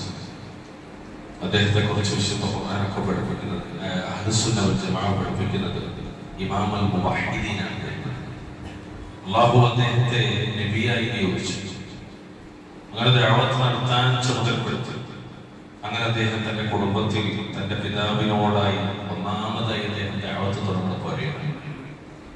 നമ്മൾ ഇബ്രാഹിം നബിയുടെ വലിയ ഒരു ഭാഗത്തെ ചുരുക്കി പറഞ്ഞ ചില വാക്കുകൾ മാത്രമേ നമ്മൾ നേരത്തെ വെച്ചത്. എന്നാൽ ഇബ്രാഹിം നബിയുടെ ദഅവത്തിന്റെ മേഖല നമ്മൾ പരിശോധിച്ചാൽ അദ്ദേഹം തന്റെ വാപ്പനോട് പറയാം, എന്താ വാപ്പനോട് പറഞ്ഞത്? ഇദ് ഖാല ലിഅബീഹി യാ അബതി ലിമ തഅബുദു മാ ലാ യസ്മഉ വലാ യുബ്സിർ വലാ യുഗ്നി അൻക ശൈആ. സൂറത്ത് ഇബ്രാഹിമിന്റെ 42-ാമത്തെ സൂറത്ത് മറിയമിന്റെ 49-ാമത്തെ മറിയമിന്റെ 42-ാമത്തെ അദ്ദേഹം തന്റെ ബാപ്പനോട് പറഞ്ഞു, യാ അബതി, എന്റെ പൊന്നുപ്പ. മുശ്രിക്കുകളെ വിളിച്ചത് യാ അബതി, ഉപ്പാന്ന് വിളിച്ചത്. കേൾക്കുകയോ കാണുകയോ ചെയ്യാത്ത, താങ്കൾക്കൊരു ഉപകാരവും ചെയ്യാത്ത വസ്തുവെ താങ്കൾ എന്തിനെ ആരാധിക്കുന്നതാണ്? ഈ പണി വാപ്പ തുടങ്ങിയിട്ട് കാലങ്ങളായി. ആരംഭര വാപ്പ എന്നൊക്കെ ആസറത്തെ പേര് വിളിപ്പിയിട്ടുള്ള വിഗ്രഹങ്ങളെ ഉണ്ടാക്കുകയും അവർക്ക് ദൈവീകത കൽപ്പിക്കുകയും അവയെ ഇലാഹായി പ്രഖ്യാപിക്കുകയും പ്രതിഷ്ഠിക്കുകയും ചെയ്യുന്ന ഏറ്റവും വലിയ പൂജാരിയാണ്. എത്രയോ കാലത്തെ പാരമ്പര്യമാണ് അദ്ദേഹത്തിന്റെ വിഷയം. അദ്ദേഹത്തോടാണ് മകനായ ഇബ്രാഹിം നബി പറഞ്ഞ കാണാത്ത കേൾക്കാത്ത ഒരു ഉപകാരം ചെയ്യാത്ത. ശരിക്കും വാപ്പ വിശ്വസിക്കുന്നത് കാണും കേൾക്കും ഉപകാരം ചെയ്തു അല്ലെ? ഇന്നും ഇതേ സംഗതിയുടെ നാട്ടിലുണ്ട്. കാണാത്ത കേൾക്കാത്ത ഉപകാരം ചെയ്യാത്ത, ഖബറാളിയോട് വിളിച്ചു തേടുന്ന ഒരു പിതാവിനോടും നിങ്ങളുടെ സ്നേഹത്തോട് ചോദിച്ചു,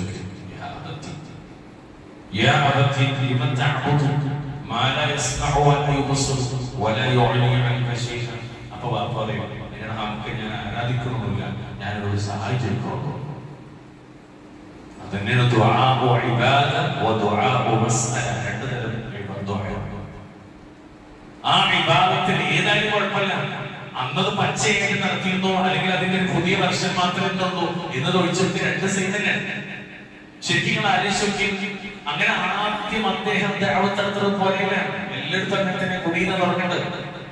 എന്നിട്ട് പിന്നെ അദ്ദേഹം നേതാക്കളോടൊക്കെ സമൂഹത്തോട് അദ്ദേഹം പറഞ്ഞു, إنما تعبدون من دون الله أوثانا وتخلقون إفكا إن الذين تعبدون من دون الله لا يملكون لكم رزقا فابتغوا عند الله رزقا واعبدوه واشكروا له إليه ترجعون. 29-ാമത്തെ സൂറത്ത് അൻകബൂത്ത് 17-ാമത്തെ ആയത്ത്. നിങ്ങൾ അല്ലാഹുവിന് പുറമേ ചില വിഗ്രഹങ്ങളെ ആരാധിക്കുകയും കള്ളം കെട്ടിച്ചമക്കുകയുമാണ് ചെയ്തത്.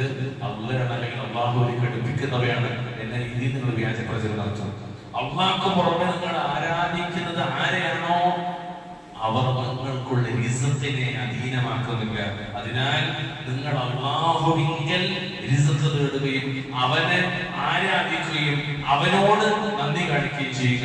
അവനിലേക്കാണ് നിങ്ങൾ മടക്കപ്പെടുന്നത് എന്ന് റുബൂബിയ്യത്തിനെ മുന്നിൽ വെച്ചിട്ട് സൃഷ്ടി, സംരക്ഷണം അഥവാ ഖാലിഖും മാലിക്കും റാസിഖും മുദബ്ബിറും അല്ലാഹുവാണ് എന്ന് അവരെ പഠിപ്പിച്ചിട്ട് ആ അല്ലാഹുവിലേക്കാണ് നിങ്ങൾക്ക് ഭക്ഷണം കിട്ടുന്നത്. അതുകൊണ്ട് ആ അല്ലാഹുവിനോടാണ് ചോദിക്കേണ്ടത്, ആ അല്ലാഹുവിലേക്കാണ് പിന്നീട് തിരിച്ചു പോകേണ്ടത് എന്നത് തൗഹീദും അതിന്റെ കൂടെ പരലോകവും ഒരൊറ്റ ആയത്തിൽ ഇബ്രാഹിം നബി സമൂഹത്തോട് പറഞ്ഞു. എത്ര കൃത്യമായ ഉപദേശം, എത്ര ഉറച്ച നിലപാടാണ്. ആദ്യം വിളിച്ച ബാപ്പനല്ലേ, എന്റെ പൊന്നു പിതാവിനെ വിളിച്ചു. എന്നിട്ട് ബാപ്പനെ വിളിച്ചിട്ടും സമൂഹത്തെ വിളിച്ചിട്ടും അദ്ദേഹം ബോധിപ്പിക്കണമെന്നാണ് ശിർക്കിന്റെ നിരർത്ഥകത. ഇതിന്റെ ഇടയിൽ കുറെ സംഭവങ്ങളുണ്ട്. സൂര്യനെ കാണുമ്പോൾ അതാണ് ഇലാഹ് എന്ന് പറയും, അതുമായി പഠിത്ത ഇലാഹല്ല. ചന്ദ്രനെ കാണുമ്പോൾ ഇലാഹ എന്ന് പറയും, നക്ഷത്രത്തെ കാണുമ്പോൾ ഇങ്ങനെ യുക്തിപൂർവ്വം അവർക്ക് കാര്യങ്ങൾ അദ്ദേഹം വിശദീകരിച്ചു കൊടുക്കുന്ന പോലെ പലപ്പോഴും ഇവിടെ വായിച്ചിട്ടുണ്ടല്ലോ. ഇവിടെയൊക്കെ ചുരുക്കി പറഞ്ഞാല് ഏറ്റവും വലിയ ഫിത്നയായ ഫിത്ന ആ ശിർക്കിന്റെ നിരർത്ഥകതയെ വാപ്പാക്ക് ബോധ്യപ്പെടുത്തി കൊടുക്കണം, പുരയിലുള്ളവർക്ക് ബോധ്യപ്പെടുത്തി കൊടുക്കണം, നാട്ടിലേക്ക് ബോധ്യപ്പെടുത്തി കൊടുക്കണം. എന്താ റിസൾട്ട്? എന്താ റിസൾട്ട്? റിസൾട്ട് വീട്ടിൽ നിന്നും നാട്ടിൽ നിന്നും പുറത്താക്കാം. അതാണ് റിസൾട്ട്. തൗഹീദ് പറഞ്ഞാൽ ഉണ്ടാക്കുന്നത് വീട്ടിൽ നാട്ടിൽ നിന്ന് പുറത്താക്കും. ചില ആൾക്കാർ ചോദിക്കും, എപ്പോ നോക്കിയാലും നമുക്കൊരു തൗഹീദ്, വെള്ളിയാഴ്ച മിമ്പർമൊക്കെ ഒരു തൗഹീദ്, ഒരു ക്ലാസ് എടുത്ത് അതിൻ്റെ അടിയിൽ തൗഹീദ്, ഒരു 4 കുടുംബജീവിതം പറഞ്ഞ അതിൻ്റെ അടിയിൽ തൗഹീദ്, ഇതല്ലാത്തൊരു വർത്തമാനം മക്കളില്ലേ എന്നൊക്കെ ചോദിക്കുന്ന ആൾക്കാര് തൗഹീദ് ഉണ്ട് എന്ന് പറഞ്ഞ ആൾക്കാരെ എടുത്തിട്ടുണ്ട്. അതാ വലിയ അപകടം. ഞങ്ങൾക്ക് ചെറിയൊരു കാര്യം പറഞ്ഞു, അള്ളാഹ് നമ്മളെ ശ്രദ്ധിച്ചതിന് തൗഹീദിന് വേണ്ടിയാണ്. ഈ ലോകത്തേക്ക് പടക്കണതിന് മുമ്പേ റൂഹാനികളുടെ ആത്മാക്കളുടെ ലോകത്തിൽ അള്ളാഹ് നമ്മളെ കൊണ്ട് സമ്മതിപ്പിച്ചത് തൗഹീദാണ്. 1.25 ലക്ഷത്തോടെ നബിമാര് വന്നതിന് തൗഹീദിന് വേണ്ടിയാണ്. നിങ്ങൾ അനുസരിക്കും, നമ്മൾ മരിക്കുമ്പോൾ പറയുന്ന അവസാനത്തെ വാക്കെന്താ? തൗഹീദാണ്. അങ്ങനെ ഖബറടക്കിയാൽ ഖബറാളിയോട് മലക്കുകൾ ചോദിക്കുന്ന ഒന്നാമത്തെ ചോദ്യം അതും തൗഹീദാണ്. എല്ലാം തൗഹീദാണ്. തൗഹീദാണ്. വിശുദ്ധ ഖുർആനിൽ അറ്റം മുതൽ മറ്ററ്റം വരെ തൗഹീദാണ്. എന്തിനേറെ 13 കൊല്ലക്കാലം മക്ക രാജ്യത്ത് തൗഹീദ് പറയും, പീഡനങ്ങൾ അനുഭവിക്കുകയും അവസാനം 2 അഖബ ഉടമ്പടികൾക്ക് ശേഷം മദീന രാജ്യത്തേക്ക് കടന്നു പോവുകയും ബദറും ഉഹദും ഖന്തഖും ഹുനൈനും എല്ലാം ഉണ്ടായത് തൗഹീദിന്റെ പേരിലാണ്. ആ മദീനത്തേക്ക് എത്തിയ നബിയോട് അല്ലാഹു പിന്നെ പറയാണ് 47-ാമത്തെ സൂറത്ത് മുഹമ്മദിന്റെ 19-ാമത്തെ ആയത്തിൽ ഫഅലം അന്നഹു ലാ ഇലാഹ ഇല്ലല്ലാഹ്. 13 കൊല്ലം തൗഹീദിന്റെ പേരിൽ പീഡനം ഒഴിച്ച നബിയോട് അല്ലാഹു പറഞ്ഞു കൊടുക്കണം, നബിയെ തൗഹീദ് എന്താണ് നീ പഠിക്കണം, അറിയണം. നിങ്ങൾ ആലോചിക്കും, അല്ലാഹുവിന്റെ റസൂലിനെ നമ്മളൊന്നും കണ്ടറിയില്ല, നമ്മൾക്ക് എവിടെ നിൽക്കണം. ചില ആൾക്കാരുടെ ധാരണ 4 ആയത്തൊക്കെ നമ്മളൊക്കെ ആയത് ചിന്തിക്കുന്നുണ്ടെങ്കിൽ മഹാബന്ധാണത്. ഇതൊക്കെ ഇറങ്ങിയത് ലഭിക്കാം. ഈ ആയത്തൊക്കെ ലോകം പഠിപ്പിച്ച് ലഭിക്കുകയാണ്. എന്നിട്ട് അതിന്റെ പേരിൽ നാട്ടും തുപ്പൊക്കെ കേട്ട് ലഭിക്കാണ്. എന്നിട്ടും ആ നബിയോടൊപ്പം പറയാണ് എപ്പോഴാണ് തൗഹീദ് നിർത്തരുന്നത്? റൂഹ് തൊണ്ടക്കൊഴിന്ന് പോകുമ്പോ അതൊരു തൗഹീദ്. എപ്പോഴും തൗഹീദ് നിർത്തരുന്നത്? ഈ 6 അടി മണ്ണിലേക്ക് ഇറക്കി വെക്കുമ്പോൾ അതൊരു തൗഹീദാണ്. അല്ലാഹു സഹായിക്കുമാറാകട്ടെ. ആ തൗഹീദ് ഇബ്രാഹിം നബി തന്നെ പറഞ്ഞു, അവസാനത്തില് ബാപ്പ പൊരേന്ന് പുറത്താക്കി. എന്താണ് തൗഹീദ് പറഞ്ഞാൽ? എത്രയോ ആളുകൾ നമ്മുടെ നാട്ടിൽ പൊരേന്ന് പുറത്താക്കപ്പെട്ടത് സുഹൃത്ത് കിട്ടാൻ തുറക്കണം തൗഹീദിന്റെ പേരിൽ. മരിച്ചാലും എന്റെ സ്വന്തം ഒരു ഹർഫ് ഒരു ഇഞ്ചി ഭൂമി ഒരു കൊടുക്കാൻ പാടില്ല എന്ന് ശാഠ്യം പിടിച്ച പിള്ളേരുടെ ജീവിച്ചു. അങ്ങനത്തെ മക്കള് പ്രയാസം വെച്ചെടുത്ത് തൗഹീദിന്റെ പേരിൽ എല്ലാം തൗഹീദിന്റെ പേരിലാണ്. മാത്രമല്ല, നാട്ടിൽ നിന്ന് പിതാവ് വീട്ടിൽ നിന്ന് പുറത്താക്കിയാൽ മാത്രമല്ല, നീ ഈ വാഗ്ദാനത്തിൽ നിന്ന് വിരമിച്ചിട്ടുണ്ടെങ്കിൽ തീർച്ചയായിട്ടും ഞാൻ നിന്നെ എറിഞ്ഞു കൊല്ലും, എറിഞ്ഞു ഓടിക്കോ, എറിഞ്ഞു കൊല്ലും. നീ കുറെ കാലത്ത് നിന്റെ അടുത്ത് വരാൻ പാടില്ല. നാട്ടുകാരെന്ത്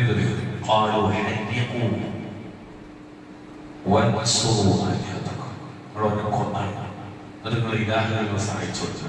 അങ്ങനെ പുറത്താക്കി നാട്ടുകാരുടെ തീക്കൊണ്ടുവരുണ്ടാക്കി. ഞങ്ങളുടെ ചെറിയ കാര്യം പറയട്ടെ, വീട്ടിൽ നിന്ന് പുറത്താക്കിയാൽ നമ്മളെ സ്വീകരിക്കാൻ ആരുണ്ടാവും? നാട്ടുകാരുണ്ടാവും. വീട്ടിൽ നിന്ന് നാട്ടിൽ നിന്ന് പുറത്താക്കിയാൽ വേറെ ആരെങ്കിലും ഉണ്ടാവും. എന്നാൽ പൊരേന്ന് പുറത്താക്കി നാട്ടുകാർക്ക് കൊല്ലാൻ വേണ്ടി ഒരുങ്ങിയപ്പോ ഇബ്രാഹിമിനെ സ്വീകരിക്കാൻ ആരും ഉണ്ടായില്ല. എന്നിങ്ങളെ കാര്യങ്ങൾ സ്വീകരിക്കേണ്ട, ഉച്ചയ്ക്ക് പോകുന്ന അങ്ങനത്തെ ഒരു വാപ്പനൊക്കെ വേണ്ട, തൽക്കാലൊക്കെ ഇവിടെ കൂടണം എന്നൊക്കെ പറയാറുണ്ടാവും. പക്ഷെ ഇബ്രാഹിമിന് ആരുമില്ല. ആരല്ലാതെ? അല്ലാഹു അല്ലാതെ. അല്ലാഹുവില്ലാതെ ആരുമില്ല. നിങ്ങൾ ശ്രദ്ധിച്ചിട്ടുണ്ടല്ലേ? ഇബ്രാഹിമിന്റെ ജീവിതത്തിലെ ഒരു മഹാത്ഭുതമാണ്. അങ്ങനെ വീടും നാടില്ലായിരുന്നു. എന്നാൽ അദ്ദേഹത്തിന് ആരുണ്ടായില്ല. അവസാനം അല്ലാഹു റബ്ബുൽ ഇസ്സത്ത് അദ്ദേഹത്തെ രക്ഷപ്പെടുത്താൻ, അദ്ദേഹത്തെ തീക്കുണ്ടാരത്തിലേക്ക് വലിച്ചെറിയാൻ. നിങ്ങൾക്ക് അറിയാലോ, എല്ലാവർക്കും ഒരു തീയിലിട്ട് കഴിഞ്ഞു പോകും, നമുക്കൊക്കെ അറിയാം. പക്ഷെ അല്ലാഹു സുബ്ഹാനഹു വ തആല ആ തീയിന്റെ ധർമ്മത്തെ കൊണ്ട് മാറ്റാൻ എന്താണ്? ഇതൊക്കെ വെറുതെ ഇങ്ങനെ വായിച്ചു പോയിട്ട് നമുക്കറിയാൻ കടന്നില്ലേ എന്ന് പറയാനല്ല പ്രിയമുള്ളവരെ, എന്ന് പറയാനല്ല. നമ്മൾ വിചാരിക്കുന്ന പ്രതിസന്ധികളെ അല്ലാഹു റബ്ബുൽ ഇസ്സത്ത് അനുകൂലമാക്കി മാറ്റി തരും. എപ്പോൾ? നമ്മൾ തൗഹീദിലാണെങ്കിൽ. ഈ ഭൂമിയുടെ ആഖിബത്താർക്കാ? വഹീദികൾക്കാണ്. ലോകത്തിന്റെ പര്യവസാനമാർക്കാ? വഹീദികൾക്കാണ്. ഇന്ന് നമ്മോട് പ്രശ്നമാണ് എന്ന് വിചാരിക്കുന്ന പലതും അല്ലാഹു റബ്ബുൽ ഇസ്സത്ത് നമുക്ക് അനുകൂലമാക്കി തരും. നമ്മൾ ആരാണെങ്കിൽ, നമ്മുടെ മുവഹ്ഹിദുകളാണെങ്കിൽ. അതുകൊണ്ട് അങ്ങനത്തെ പ്രതിസന്ധി പ്രശ്നങ്ങളൊക്കെ മുവഹ്ഹിദുകളുടെ മുന്നിൽ വന്നാൽ അവരെ സംബന്ധിച്ചിടത്തോളം എന്താണ്, അവർക്കത് അനുകൂലമായി വരാനുള്ള ഒരു ഉപാധി മാത്രം അല്ലാഹു സഹായിക്കുമാറാകട്ടെ. എത്രത്തോളം വെച്ചാൽ ഇതൊക്കെ ഉണ്ടായിട്ടും അദ്ദേഹം നിർത്തിയില്ല. ശിർക്കിനെതിരെ തുടർന്ന് പോരാടിക്കൊണ്ടേയിരുന്നു. പ്രിയപ്പെട്ടവർ, നമ്മുടെ ബാധ്യത ശിർക്കിനെതിരെ സംസാരിച്ചുകൊണ്ടിരിക്കും. ശിർക്ക് ജനങ്ങൾക്ക് ബോധ്യപ്പെടുത്തിക്കൊണ്ടിരിക്കും. ശിർക്കിന്റെ നിരർത്ഥകത ജനങ്ങളെ പഠിപ്പിക്കും. നമ്മുടെ നാട്ടിൽ കാണുന്ന ശിർക്കിന്റെ ഏറ്റവും വലിയൊരു ശൈലി ഖബറുകളിലൂടെ കെട്ടി ഉയർത്തപ്പെട്ട മഖബറകളിലൂടെ, അതുപോലെ ചില മാലപ്പാട്ടുകളിലൂടെയും മൗലൂദിന്റെ ഈരടികളിലൂടെയുമാണ്. പിന്നെ നമ്മുടെ നാട്ടിലേക്ക് വരുന്ന ചില പ്രത്യേകമായ രീതിയിലുള്ള ചില ആളുകളുടെ, ഈ ജ്യോത്സ്യന്മാരുടെ, കണക്കന്മാരുടെ, ഗണികന്മാരുടെ ചില പ്രത്യേകമായ ടിക്കറ്റ് എടുക്കുന്ന ഈ പ്രത്യേകം ഈ തത്തമ്മയ്ക്ക് നടക്കുന്ന ആ ടിക്കറ്റ് കുറച്ച് കുറവാണ് കാണും, പക്ഷെ വീണ്ടും തുടങ്ങിയിട്ടുണ്ട്. അതേപോലെ ഖബർസ്ഥാനങ്ങളിൽ കെട്ടി ഉയർത്തപ്പെട്ട, ഖബർസ്ഥാനങ്ങളിൽ പ്രത്യേകമായി ഷീറ്റ് ഇട്ടിട്ട് രണ്ട് സൈഡിലേക്കും കിട്ടുന്ന കത്തപ്പുരകളിലൂടെ വീണ്ടും തിരിച്ചു. നമ്മൾ ജനിച്ചതൊക്കെ കഴിഞ്ഞു.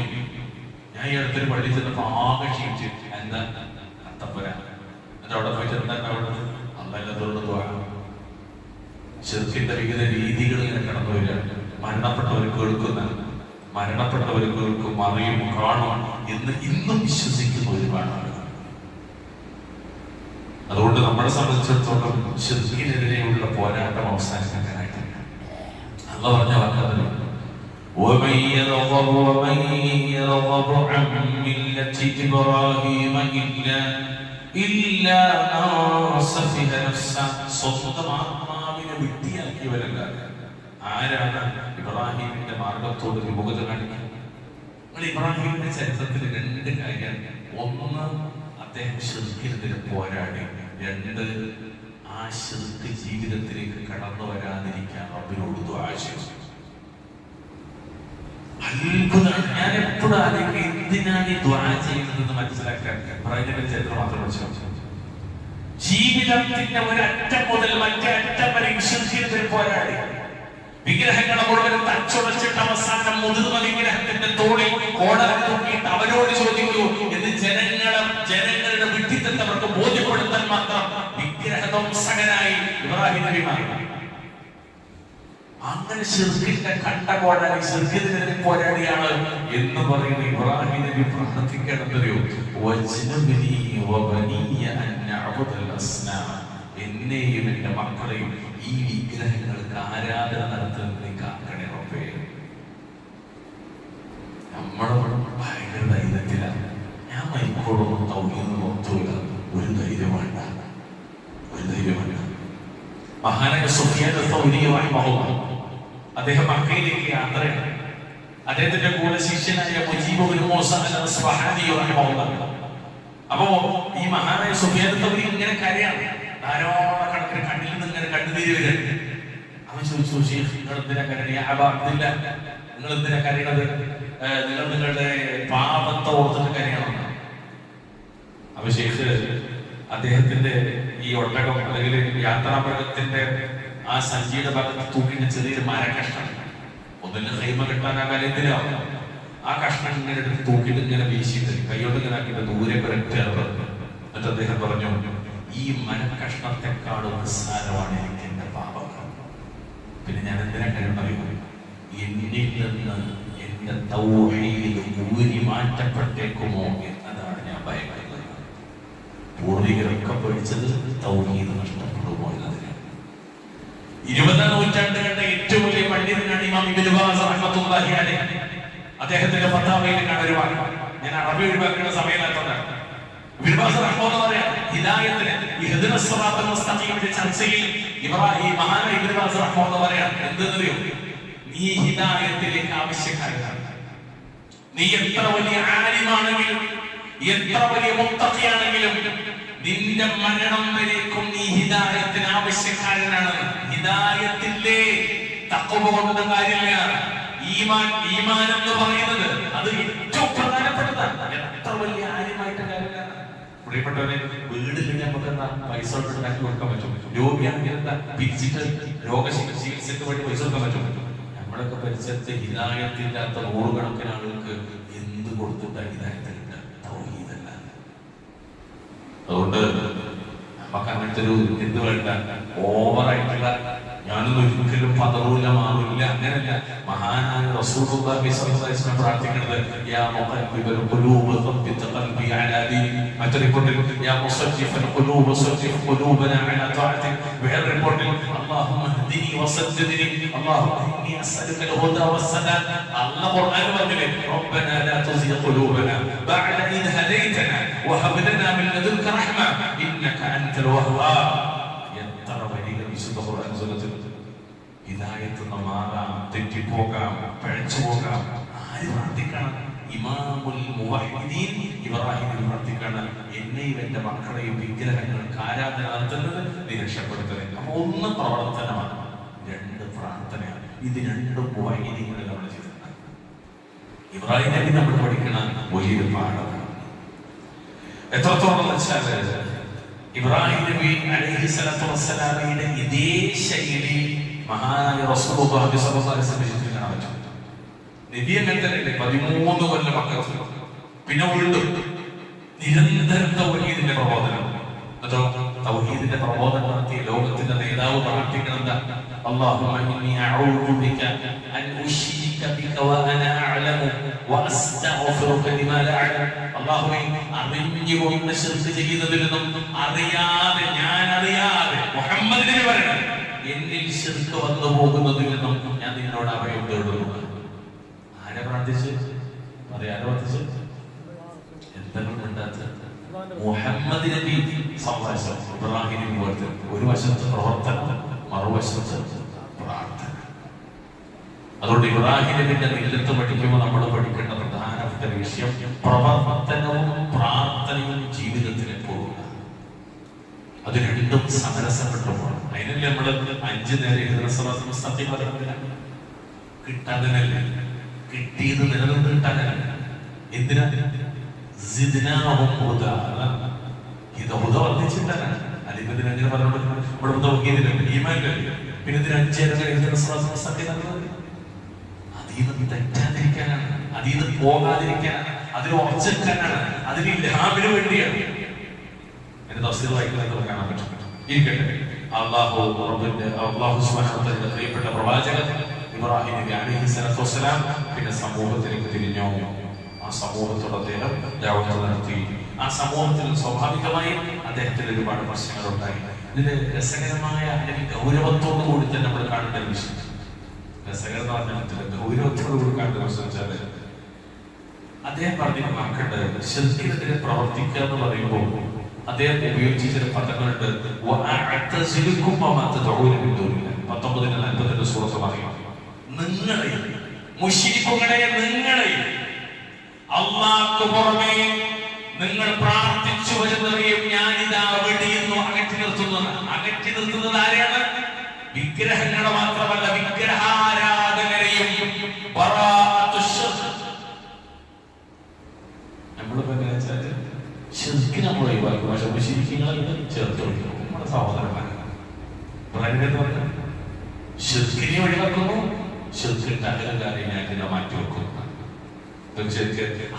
ഗ്രന്ഥങ്ങളിൽ വിസ്തരിച്ച് ചർച്ച ചെയ്ത വിഷയമാണ് അൽ വലാഉ വൽ ബറാ. വലിയ ചർച്ച, കുറച്ച് വൈകാതെ ചർച്ച ചെയ്തിട്ട് നമുക്കൊരു സമയമുണ്ട്. കുറച്ച് വിശാലത വിഷയമാണ്. എത്രത്തോളം അറിയും? വീണ്ടും അദ്ദേഹം പറയണം 43-ാമത്തെ സൂറത്ത് സുഖ്റൂഫിന്റെ 26-ൽ وَإِذْ قَالَ إِبْرَاهِيمُ لِأَبِيهِ وَقَوْمِهِ إِنَّنِي بَرَاءٌ مِّمَّا تَعْبُدُونَ. ഇബ്രാഹിം നബി തന്റെ പിതാവിനോടും ജനങ്ങളോടും ഇപ്രകാരം പറഞ്ഞ സന്ദർഭം, തീർച്ചയായിട്ടും ഞാൻ നിങ്ങൾ ആരാധിക്കുന്നതിൽ നിന്ന് ഒഴിഞ്ഞു നിൽക്കുന്നവനാണ്. ഒന്ന്, ആരാധിക്കുന്നതിൽ നിന്ന് ഒഴിഞ്ഞു നിൽക്കും. 2, ആരാധിക്കുന്ന നിങ്ങളിൽ നിന്നും ഒഴിഞ്ഞു നിൽക്കും. ശിർക്കിനെ പേടിച്ചു, ശിർക്കിനെതിരെ പോരാടി.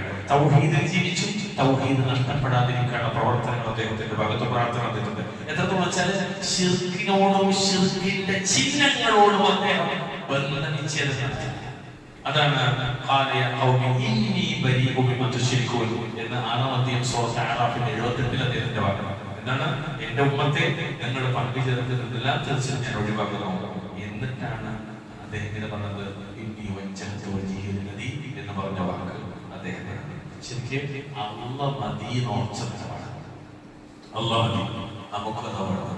അള്ളാഹ്ക്ക് മാത്രം ആരാധന എന്നത് മാത്രമല്ല, അള്ളാഹ്ക്ക് മാത്രം ആരാധന എന്നതല്ല, അള്ളാഹു തൃപ്തിപ്പെടുന്ന പഠിപ്പിച്ച രീതിയിൽ മാത്രമേ അള്ളാഹ്ക്ക് ഇബാദത്ത് പാടുള്ളൂ എന്നത് കൂടി പ്രധാനമാണ്.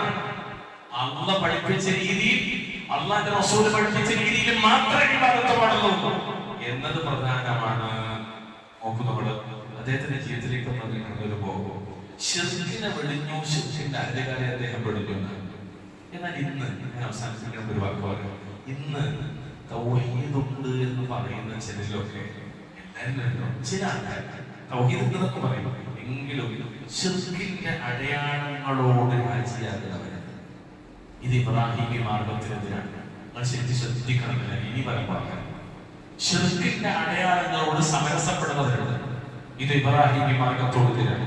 അപ്പൊ നമുക്കറിയാം, മഹത്തുക്കളായ നബിമാരിൽ ആരും തന്നെ ശിർക്കിനോടോ ശിർക്കിന്റെ ചിഹ്നങ്ങളോടോ വലാതെ നടത്തിയവരല്ല, ബന്ധം പുലർത്തിയവരല്ല, ബന്ധവിച്ഛേദം നടത്തിയവരല്ല. പലതിലും അവരെതിരാണ്.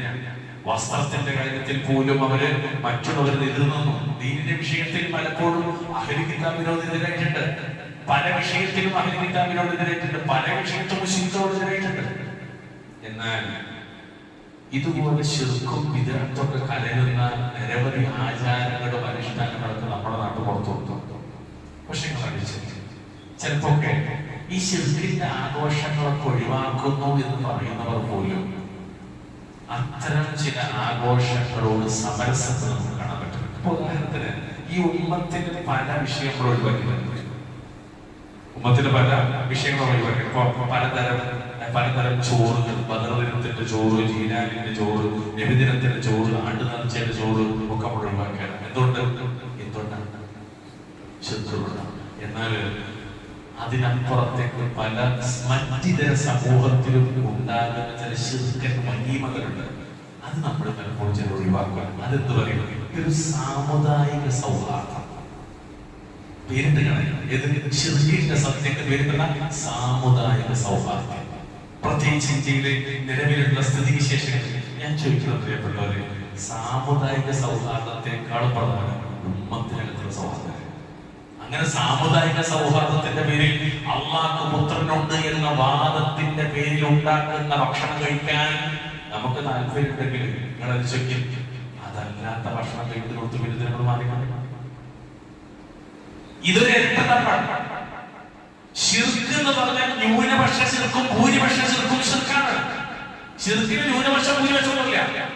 മുസ്ലിം സമൂഹത്തിനകത്ത് ഏതെങ്കിലും മാഴപ്പാട്ടിന്റെയോ മൗലൂദിന്റെയോ ചോറ് മാത്രം ശിർക്കാക്കുകയും അതല്ലാത്ത പച്ച ശിർക്കിന്റെ സത്യങ്ങൾ നാടിന്റെ സാഹചര്യം പറഞ്ഞ് അനുവദനീയമാക്കുകയും ചെയ്യുക എന്നത് ശിർക്കിനോടുള്ള ബന്ധവിച്ഛേദനമല്ല, അത് ശിർക്കിനെ കൂട്ടിപ്പിടിക്കലാണ്.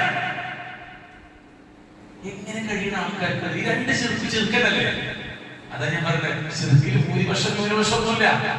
സാമുദായിക ശിർക്ക്, സാമുദായികേതര ശിർക്ക്, അങ്ങനെ ശിർക്കുണ്ടാവും. ശിർക്കെല്ലാം ശിർക്കനല്ലേ? ഖുൽ യാ അയ്യുഹൽ കാഫിറൂൻ. എന്താ പഠിച്ചത്? യാ അയ്യുഹൽ കാഫിറൂൻ. അറബി ഇതിനോട് ഇവിടെ പറയണ്ടല്ലോ. ശൈഖ് ഉബൈദ് റഹ്മത്തുള്ളാഹി അലൈഹി കൊടുത്ത തഫ്സീർ ഇബ്നു കസീർ കൊടുത്തത് ശരിയ കുല്ല കാഫിർ, എല്ലാ കാഫിറുകളും കൊടുക്കണം, എല്ലാ കാഫിറുകളും. ഇതിനപ്പുറത്തേക്കില്ല. ലക്കും ദീനുക്കും വലിയ ദീൻ എന്നാണ്. എനിക്ക് എന്റെ മതം ഇസ്ലാം, നിങ്ങൾക്ക് നിങ്ങളുടെ മതം അശ്ശിർക്ക്. വേറെ ഭാഗത്ത് പറയുന്നത് ലനാ അഅമാലുനാ വലക്കും അഅമാലുക്കും ലാ നബ്തഗി ജാഹിൽ. പിന്നെ എങ്ങനെ അഡ്ജസ്റ്റ്മെന്റ്? പിന്നെ എങ്ങനെ കടയുടെ പരസ്യത്തിന്, വാണിജ്യ പരസ്യത്തിന് തെളിവാക്കും? പിന്നെ എങ്ങനെ കടയുടെ മുന്നിൽ ഹാപ്പി എന്ന് പറഞ്ഞൊരു വലിയ രൂപം ഉണ്ടാക്കി വെക്കും? പിന്നെ എങ്ങനെ സ്വന്തം കടയിൽ ഡിസ്കൗണ്ട് ഓഫറുകൾ പ്രഖ്യാപിക്കും? ശിർക്കല്ലേ? ഇബ്രാഹിം ചെയ്തോ, മുഹമ്മദ് ചെയ്തോ, സഹാബത്ത് ചെയ്തോ? അബൂജഹലിനെ ശിർക്കിനെ നിർക്കാം. എന്നിട്ട് അബൂജഹലിന്റെ ആഘോഷത്തിൽ പങ്കെടുത്തില്ലല്ലോ. മദീനയിലേക്ക് വന്ന നബി സല്ലല്ലാഹു അലൈഹി വസല്ലം അവിടെ ഉണ്ടായ രണ്ട് ആഘോഷങ്ങളുണ്ട്. ജാഹിലിയത്തിലെ മദീനയിൽ ഉണ്ടായിരുന്ന ആഘോഷങ്ങൾ മഹർജ, നീറൂസ്, അത് രണ്ടും ഒഴിവാക്കിയിട്ടാണ് ചെറിയ പെരുന്നാളും വലിയ പെരുന്നാളും നിശ്ചയിച്ചു കൊടുത്തത്? എന്റെ എനിക്ക് അത് അഡ്ജസ്റ്റ് കൊടുത്താൽ മതി.